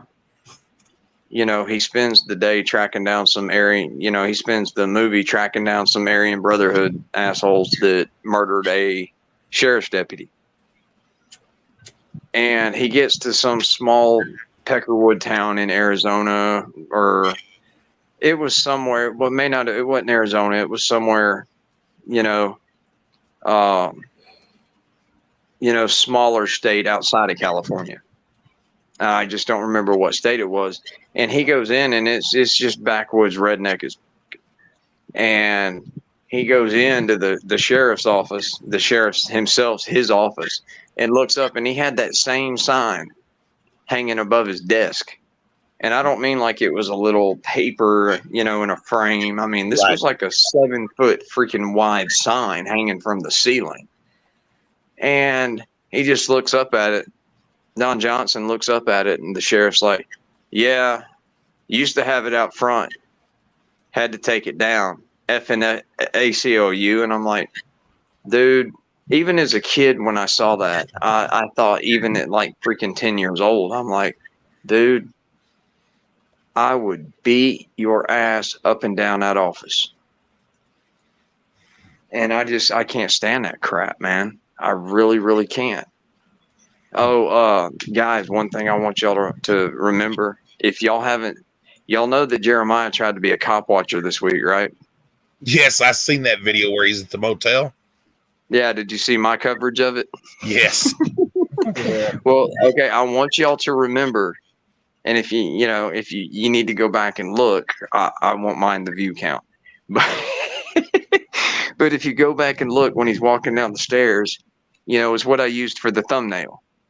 I want you to remember the red wagon, the umbrellas, and what Sam Squatch is wearing. Oh, God, I didn't pay that much. Well, I didn't either until I conferred with my brother Kfar today. And it's like, Jerry, we told you. He's getting tired of us doing videos and live streams on him. I'm like, well, or raiding his streams when he has one. It's like, dude, you were told what you had to do if you wanted us to quit. and it was a it was not a real complicated list. It was stop e-pimping your daughter, stop grifting, stop e-begging, basically leave YouTube. So every time he does a video e-begging, I do a video making fun of him e-begging, and I wind up doing 10 times better. But the video, it's funny, that one video he done, you know, his mom's in the hospital, she's in ICU, and he needs money to go see her and everything, and then there's never been a follow-up. You know, I almost didn't release that one. I almost just kept that one unscheduled. I was 50-50 on it until and then I just let my gut, I just thought back to history and I listened to my gut. I'm like, no, this is a fucking grift. This is a scam. Well, you know how many times his mom in the last 6 months or so that I've known him has had a heart attack? My God, the woman ought to be dead by now. I mean, well, according to him in the last one, it attacked her twice. And cancer, had a massive heart attack at a doctor's office, and then had another one in the hospital. Yeah, she would have still been in Clarksville. Well, what's funny is that the video I did on him today, you know, like I said, if he stops putting out content, I'll stop covering it. It's like KFAR told that for News Now dumbwaiter moron. And when he came into the damn stream that night bitching at us about, you're ruining this, you're ruining that. I was like, I'm so sorry I'm ruining your grift. And KFAR basically told him, he goes, here's how this works. We make videos making fun of your stupidness. That's how that works. The First Amendment is a bitch when it's not working your way, ain't it there? And then he goes, we make videos. All right. We transform your stupidity and then we upload it. And that's called fair use. And we make a video. We might make 2 on a frauditor. We move on.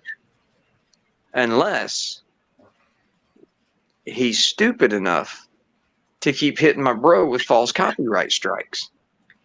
Then we become invested in you.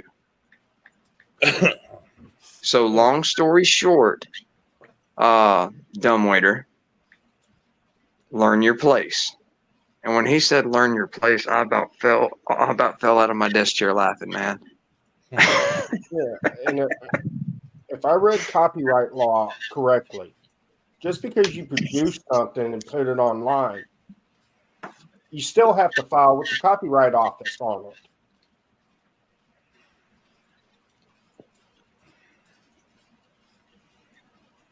Unless I'm misunderstanding copyright law. No, you're not. You're not at all. But the thing is he, and that's what I made a video calling him out on was, you know, like I said, he hit me with those false copyright strikes, knowing good and damn well that I didn't violate any copyright. Everything I did was in full compliance with fair use and YouTube terms of service. Every video or live stream I've ever put out is. And it's not by accident, not with all the material and not with all the content I've put out. There's no way it's by accident at this point. And I tried to explain it to him. And so he did the video the same day that he false copyright strike me again. And then did a video telling his morons that, hey, I've gone and read all this Fair Use Act. Now, it's too complicated to go over here, but I'm completely in the right, and I understand this. So I did the video questioning him, and I'm like, all right, it's one of two things. It's only one of two things. You, when you hit me with the false copyright strike, knowing it was false, you either A, committed perjury, or B, you lied to your subscribers when you told them that you understood the Fair Use Act and that you were in the right. Which is it? You're probably both shocked to know this. I never got an answer. But we are talking about somebody that got himself stuck in an elevator. So what do we really expect? Yeah. I mean, the bar is set kind of low there. You be careful from that storm. Them winds can be bad. Ida was pretty bad, Ryan. Hey, Ryan, you need anything, let us know, man.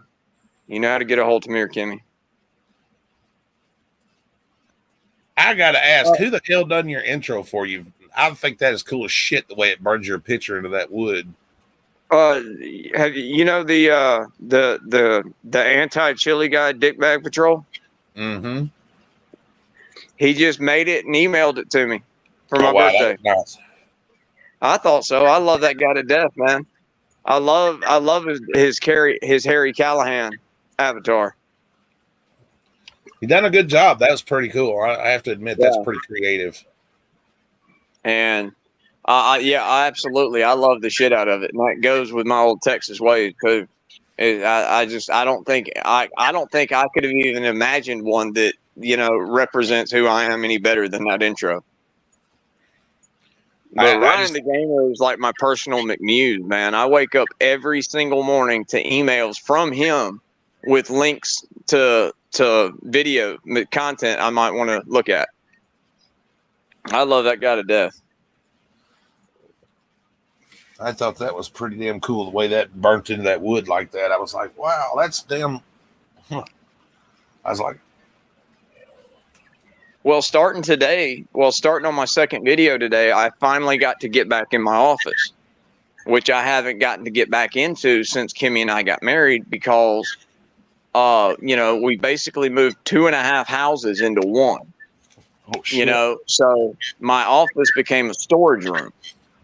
And so between, the channel, being a good husband, being a good son, and doing everything, I just have not had time to get everything straightened out the way I would have wanted to.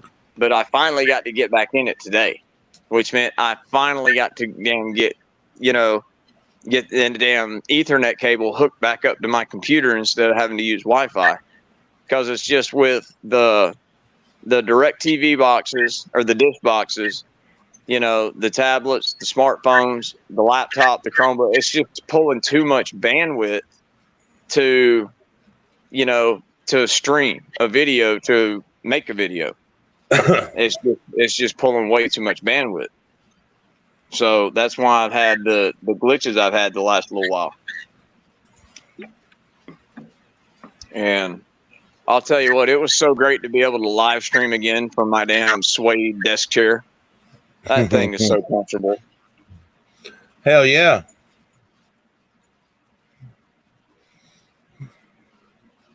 What then? Oh, okay. All right. She's done with her computer work for the night, which means that I'm going to bed. I love you guys. Y'all are awesome, but I've got something much better, warmer, and much better looking that has less beard than I do. Sorry, Nightmares. But you guys have a great night, and I'll talk to you tomorrow. And Nightmares, you be safe, and you keep the bad ones in line. And and that's one thing I do want to say is I get called a cop sucker so much. And here's the thing, and I've never made any bones about this. It's never been a secret. And one thing I cannot stand is a dirty cop. Absolutely. I don't know how many times I have gone public saying that if you are a cop and you get caught doing bad shit, I honestly believe in every state in this country, there should be, if you're a cop that gets caught being corrupt, doing this, doing that, doing whatever, I believe there should have to be an automatic, mandatory sentence enhancement. Well, it's like that. If you get convicted. That's like that dumbass cop that I seen a video on the other day. He pulled over this guy for a window tint, pulled him, said he smelled marijuana, pulled him out, and he put his hands on the guy's junk to begin with. Oh, he went a step further than that. And so they searched his car, found nothing. They went back over to where the guy was and didn't even ask the guy. He was in handcuffs, didn't say nothing. Undone his pants, pulled his pants out and his underwear out, looked down his pants, stuck his hand down in his pants and felt of the guy's junk again, and then stuck his finger in the guy's rectum. Well, I don't mind that we're live and anybody can play this back later. I'm telling everybody right now, had I been that individual, I'd be going to trial for assault on a police officer. Me too. Oh, I'd same be here. going, absolutely. Because I would have I would have beat him up and down the street. I would have beat him like a neighbor beating up Matthew. And now that cop is facing charges for Good. aggravated sexual assault and stuff, and he should. You damn straight. I don't care whether to him it was sexually motivated. At the end of the day, his actions, it doesn't matter if it was sexually motivated, as in he was getting personal gratification out of it. At the end of the day, he still made that individual a sexual victim. He violated that man without yes, a he doubt. did. Yes, he did. And if everything works out, he's going to learn what that violated thing is all about. And it's sad that I watched the interview that he had with the cop had with Internal Affairs. Huh. And this clown admitted to Internal Affairs that he had been doing it that way for 10 years. And what's even more sad is there was 3 other officers that stood there and watched this man violate this another man and everything, and said nothing. Terry V. Ohio is definitely out the window. But Jesus, man, they're as guilty as he is. Absolutely, they are. I'm actually at a loss for words to properly actually express my anger over this. I'm at a loss for words, guys. That actually happened. Y'all might want to look out your window, see if the damn devil's ice skating past your house. I actually don't have a comment for something. Hell just froze over. Oh my Lord. But now, guys, I got to jump off here, but I'll holler at y'all later. Don't forget be on the lookout on KFAR's channel tomorrow for Jerry. Okay. Jerry gonna be mad. I seen that video on Police Network, I believe it was. They showed it on. And that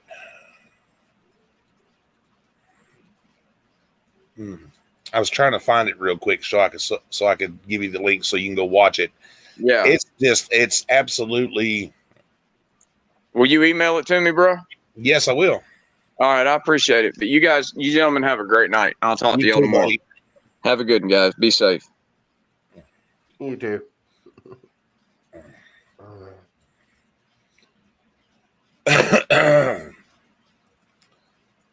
What's up, buddy? How you doing? Yeah, that was crazy. Shit was crazy. I got to find that video. I actually thought about doing a story on it and shit. That pisses me off. I'm wondering if IA hasn't filed charges on the other 3.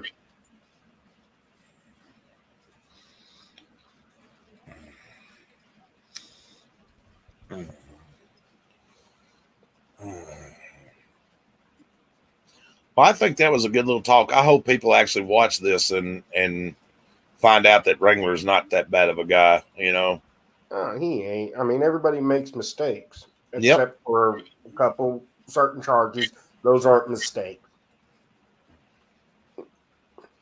It's just. I've made mistakes in my past. Oh, sure. We all do. And now, and that's the thing. People are going to watch this back if they get this far along, and that and find out that hell, not everybody is bad or whatever. And I'm not taking sides with anybody. People want to call me a fence rider or whatever, and that no, you're entitled to your opinion, buddy. And I don't fault you for that. You know what? At the end of the day, we're all entitled to our opinion. You know what I'm saying? What's ever happened to having a good debate about? Right. Absolutely.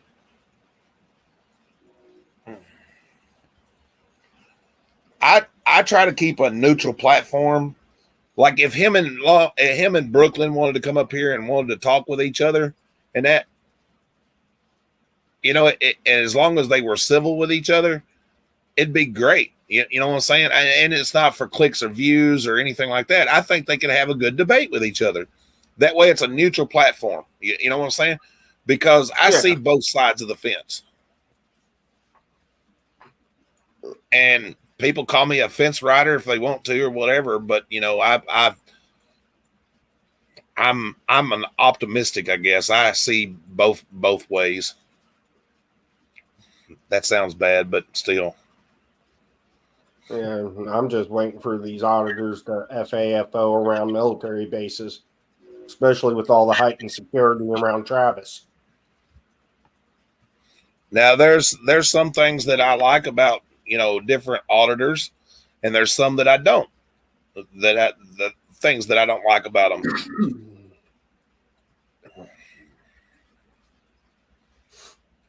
That stupid frog.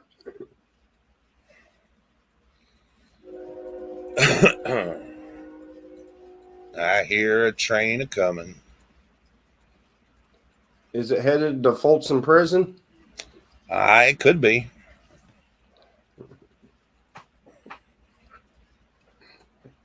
Good old Johnny Cash. Yeah, there won't never be another one like him. Oh, a few years ago, I seen a video of this. He was like 10 or 12 in the video, but he sounded like Johnny Cash. He sang just like Johnny. It's like,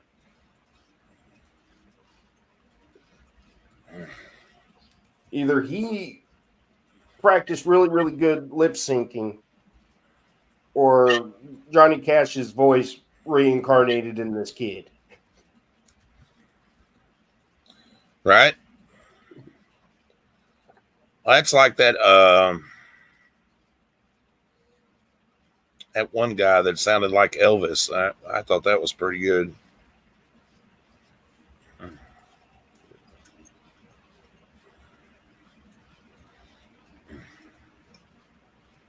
Yeah.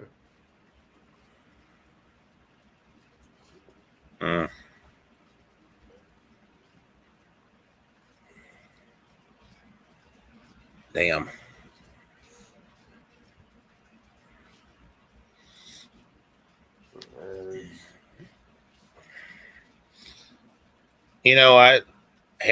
I'm glad he came in here. Hell, I like it when a bunch of people come in and just talk, and have a good time. And that, it ain't always got to be about auditing or not auditing or whatever.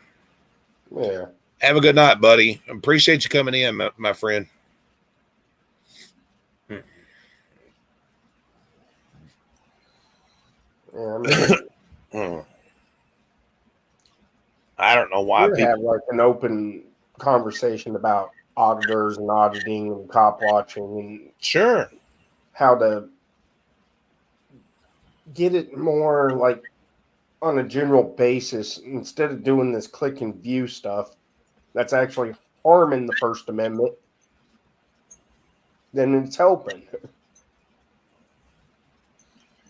Well, I like having a good conversation, and at the end of the day, whether people like him or dislike him, he's a veteran, Yeah. and that he's got my respect. I mean, I like watching the troll channels on the auditing side of things because I like other people's views on it. Sure, and that's what makes it fun. Even military, they they watch, different things and that don't necessarily mean they agree with it. Police do it all the time. How do you think they catch so many criminals? Yeah. They may not like it, but that's how they catch up with things. I mean, with the digital age, things have changed. I mean, how can I debate somebody about how I'm right if I don't understand why they think I'm wrong?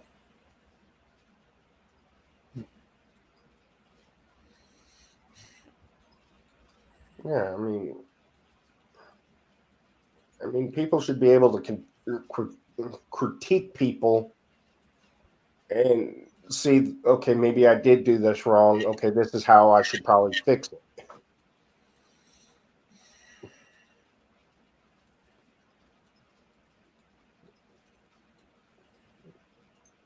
Good God, I've watched a lot of videos in the last.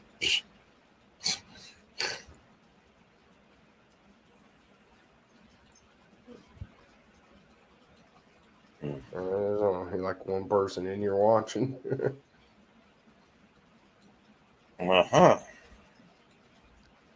Yeah, that happens sometimes. There was 5 in here a while ago. Yeah. Like I watched this one guy where he talks about sovereign citizens and stuff, and some of the stupid shit that the sovereign citizens do. I mean, in a way, I've been looking into the whole traveling stuff. In a way, they are sort of correct, but Congress made the laws to create the DMVs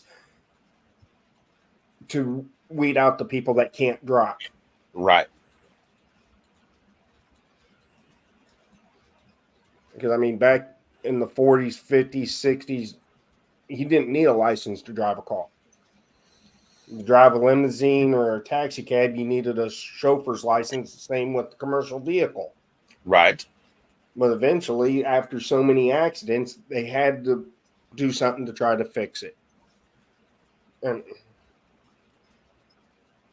yeah, I would love to have a car and not have to register the thing or have a driver's license to be able to drive it. But you got to do what you got to do to be within the law.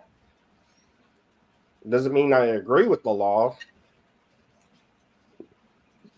Well, and it's another way to identify somebody. Like if they had run you over or something, you know what I'm saying?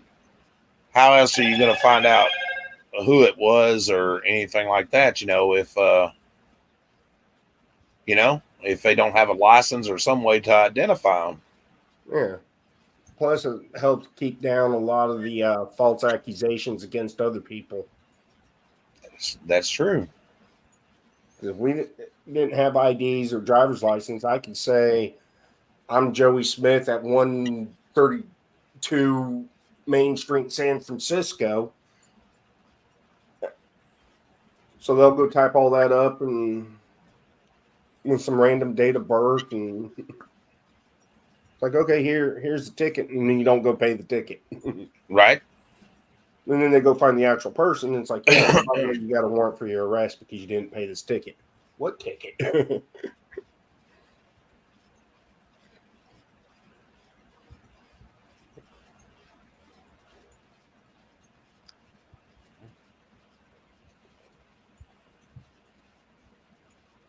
But anymore, it's getting harder and harder to commit crimes. I don't think a lot of people realize, like, the ancestry stuff, where you can send your DNA off. Yeah. All that gets put into CODIS in the FBI's database. That's funny. What? That they put that in their database like that. Yeah. How do you think they caught the Idaho killer? Oh, I know. They ran his DNA, popped up in CODIS from a test he did from 23andMe. And if you read the fine print, it says in there you agreed to allow your DNA to be sent over to the feds.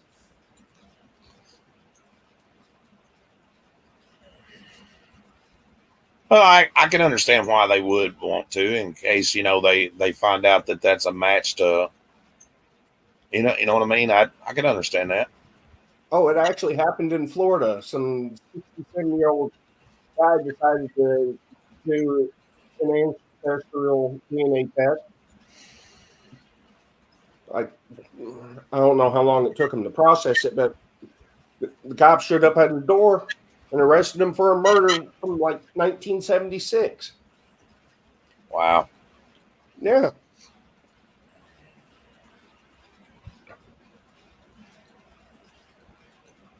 And they told him, you probably would have got away with it if you wouldn't have did this test.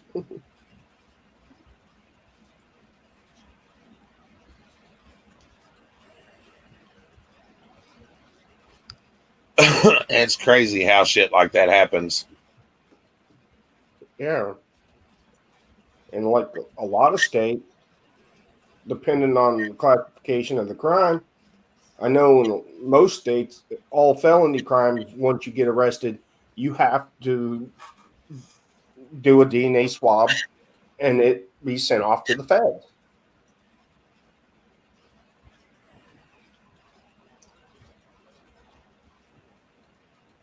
I don't know if they do it for misdemeanors. There might be some states that do. I know a lot of people up in Alaska are ticked off because they retroactive the DNA test for all crimes, all felony crimes, and police are showing up to all these people's houses and having to do the swabs. Well, I know now in some places, like when you get arrested and you're going to do time in jail or whatever, and that they take your DNA sample and they run you to see if you're wanted somewhere else or committed another crime. Yeah. Because I know when I got arrested in 2014, I had to do the swab or risk not being able to get bailed out. Because they will put a federal hold on you. Yep. Put a federal hold while the feds go get a warrant, and then they show up and they'll still get the DNA. So it's like, screw it, whatever. I mean, you can, if the charges do get dropped, you can request that it be pulled out of CODIS. It's like, whatever. I really don't care. I'd rather it be in CODIS.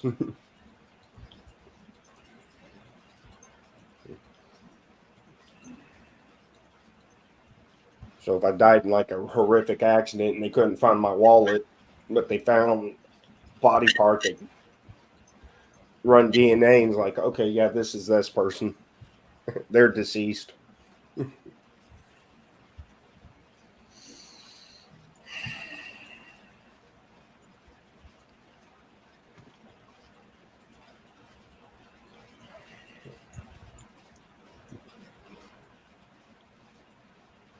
You just never know, what you're going to find with DNA. Some of it's good, some of it's bad. Just, Yeah. I'm sure my DNA's on file some fucking where. Yeah. I mean, I see both sides of the argument with it because people have fabricated DNA. Oh, sure. Put people away, and if it's already in the system, we'll pin it on this person and say the results match them, and then once it goes to trial and gets redone, it's like our client was never there. I mean, it's happened before. Oh, yeah.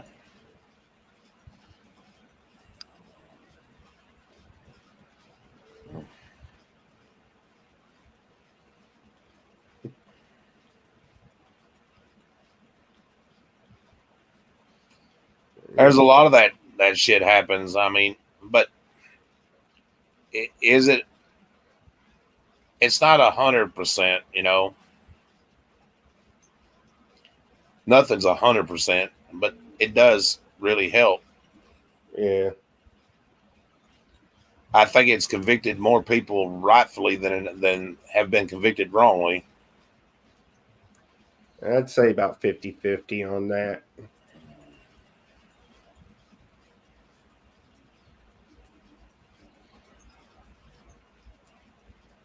It all depends on how people, I don't know. Where in the hell is this flipping? Ah, there it is, right there.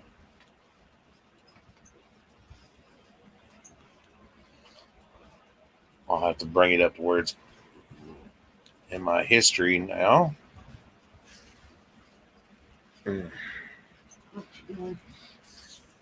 Oh, just sitting here talking. Been live for about almost 3 hours.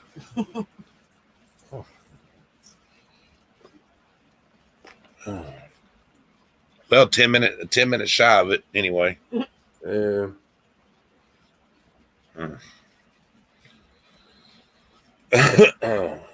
Yeah, I'll probably jump off and get ready for bed. Dustin's been up here, and Wrangler was up here and talked with us for a couple hours. Oh boy, Yeah, just having a neutral conversation. that's good. Yeah, it's been pretty cool. It ain't bad. Not everybody's going to agree with it, but you know. Right. That's what it usually goes. I mean, everybody has their own opinion. That's it. It don't mean I dislike somebody or I take in somebody's side or whatever. We have always, since we've had our channel, had a neutral platform. And I've always been that way. And if it offends somebody, well, then I guess they're just offended. Yeah. I mean, if it was David Earl Warden or Jeffrey Sutton, yeah, no. Grab me one, too, please. That would be a whole different conversation. Right.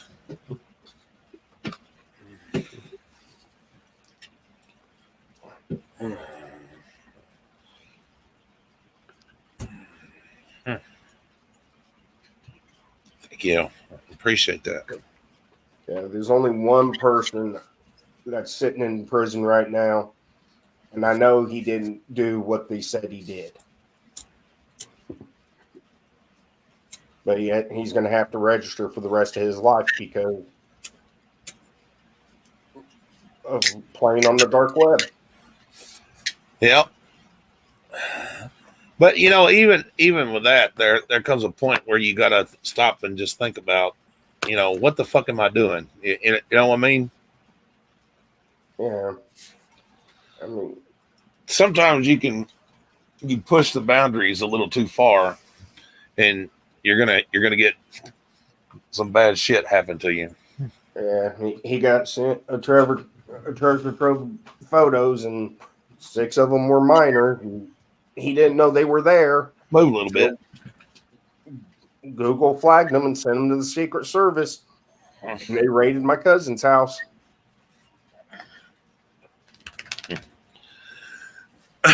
Well, that's why I try to tell even the kids, you know, they're at that age now where I know they're going to start looking at curiosity things on the internet and shit like that, you know, and no matter how you block it, there's always going to be a way around it.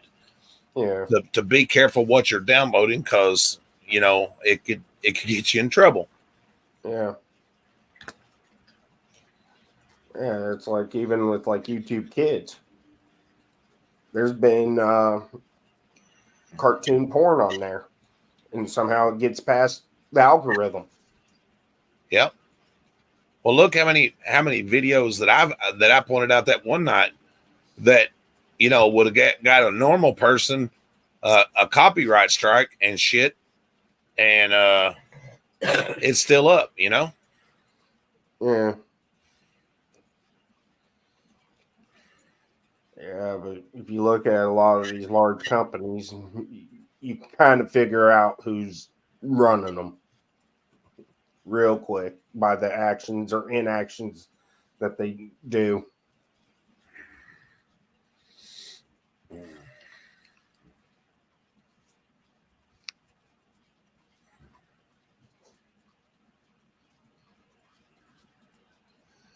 Well, I think I'm going to call it a night.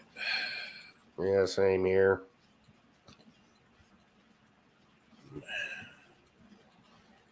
About 5 minutes short of 3 hours.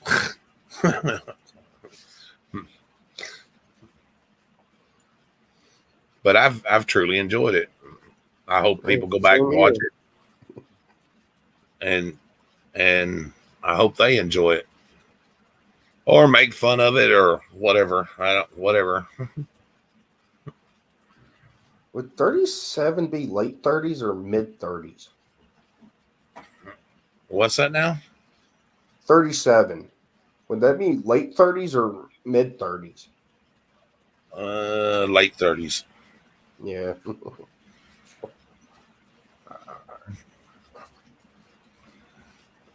Like 31, 33, up to about 35. That's early 30s, I would say. Anything past 35 is late 30s. Yeah.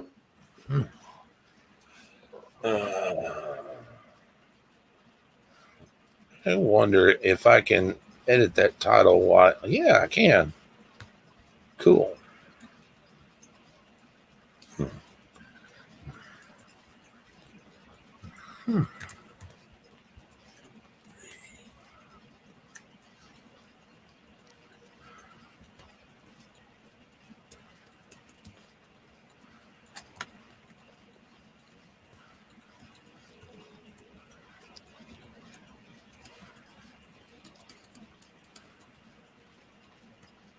Look at it stop.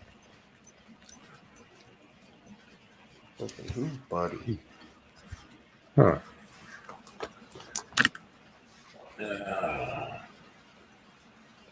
You're gonna fall, Nightmare. I can done see it now. Oh God.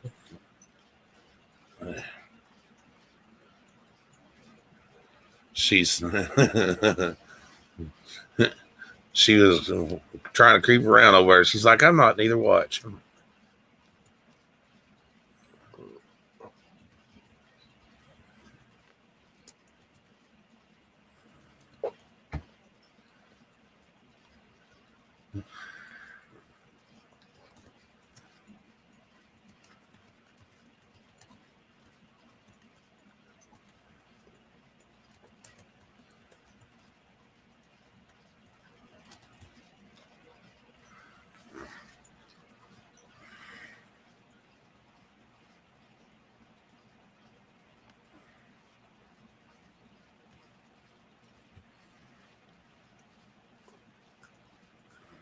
Oh, could be.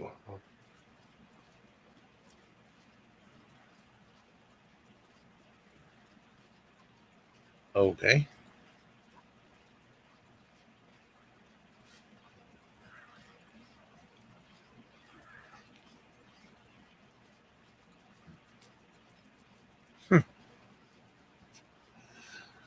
Silly fucking thing.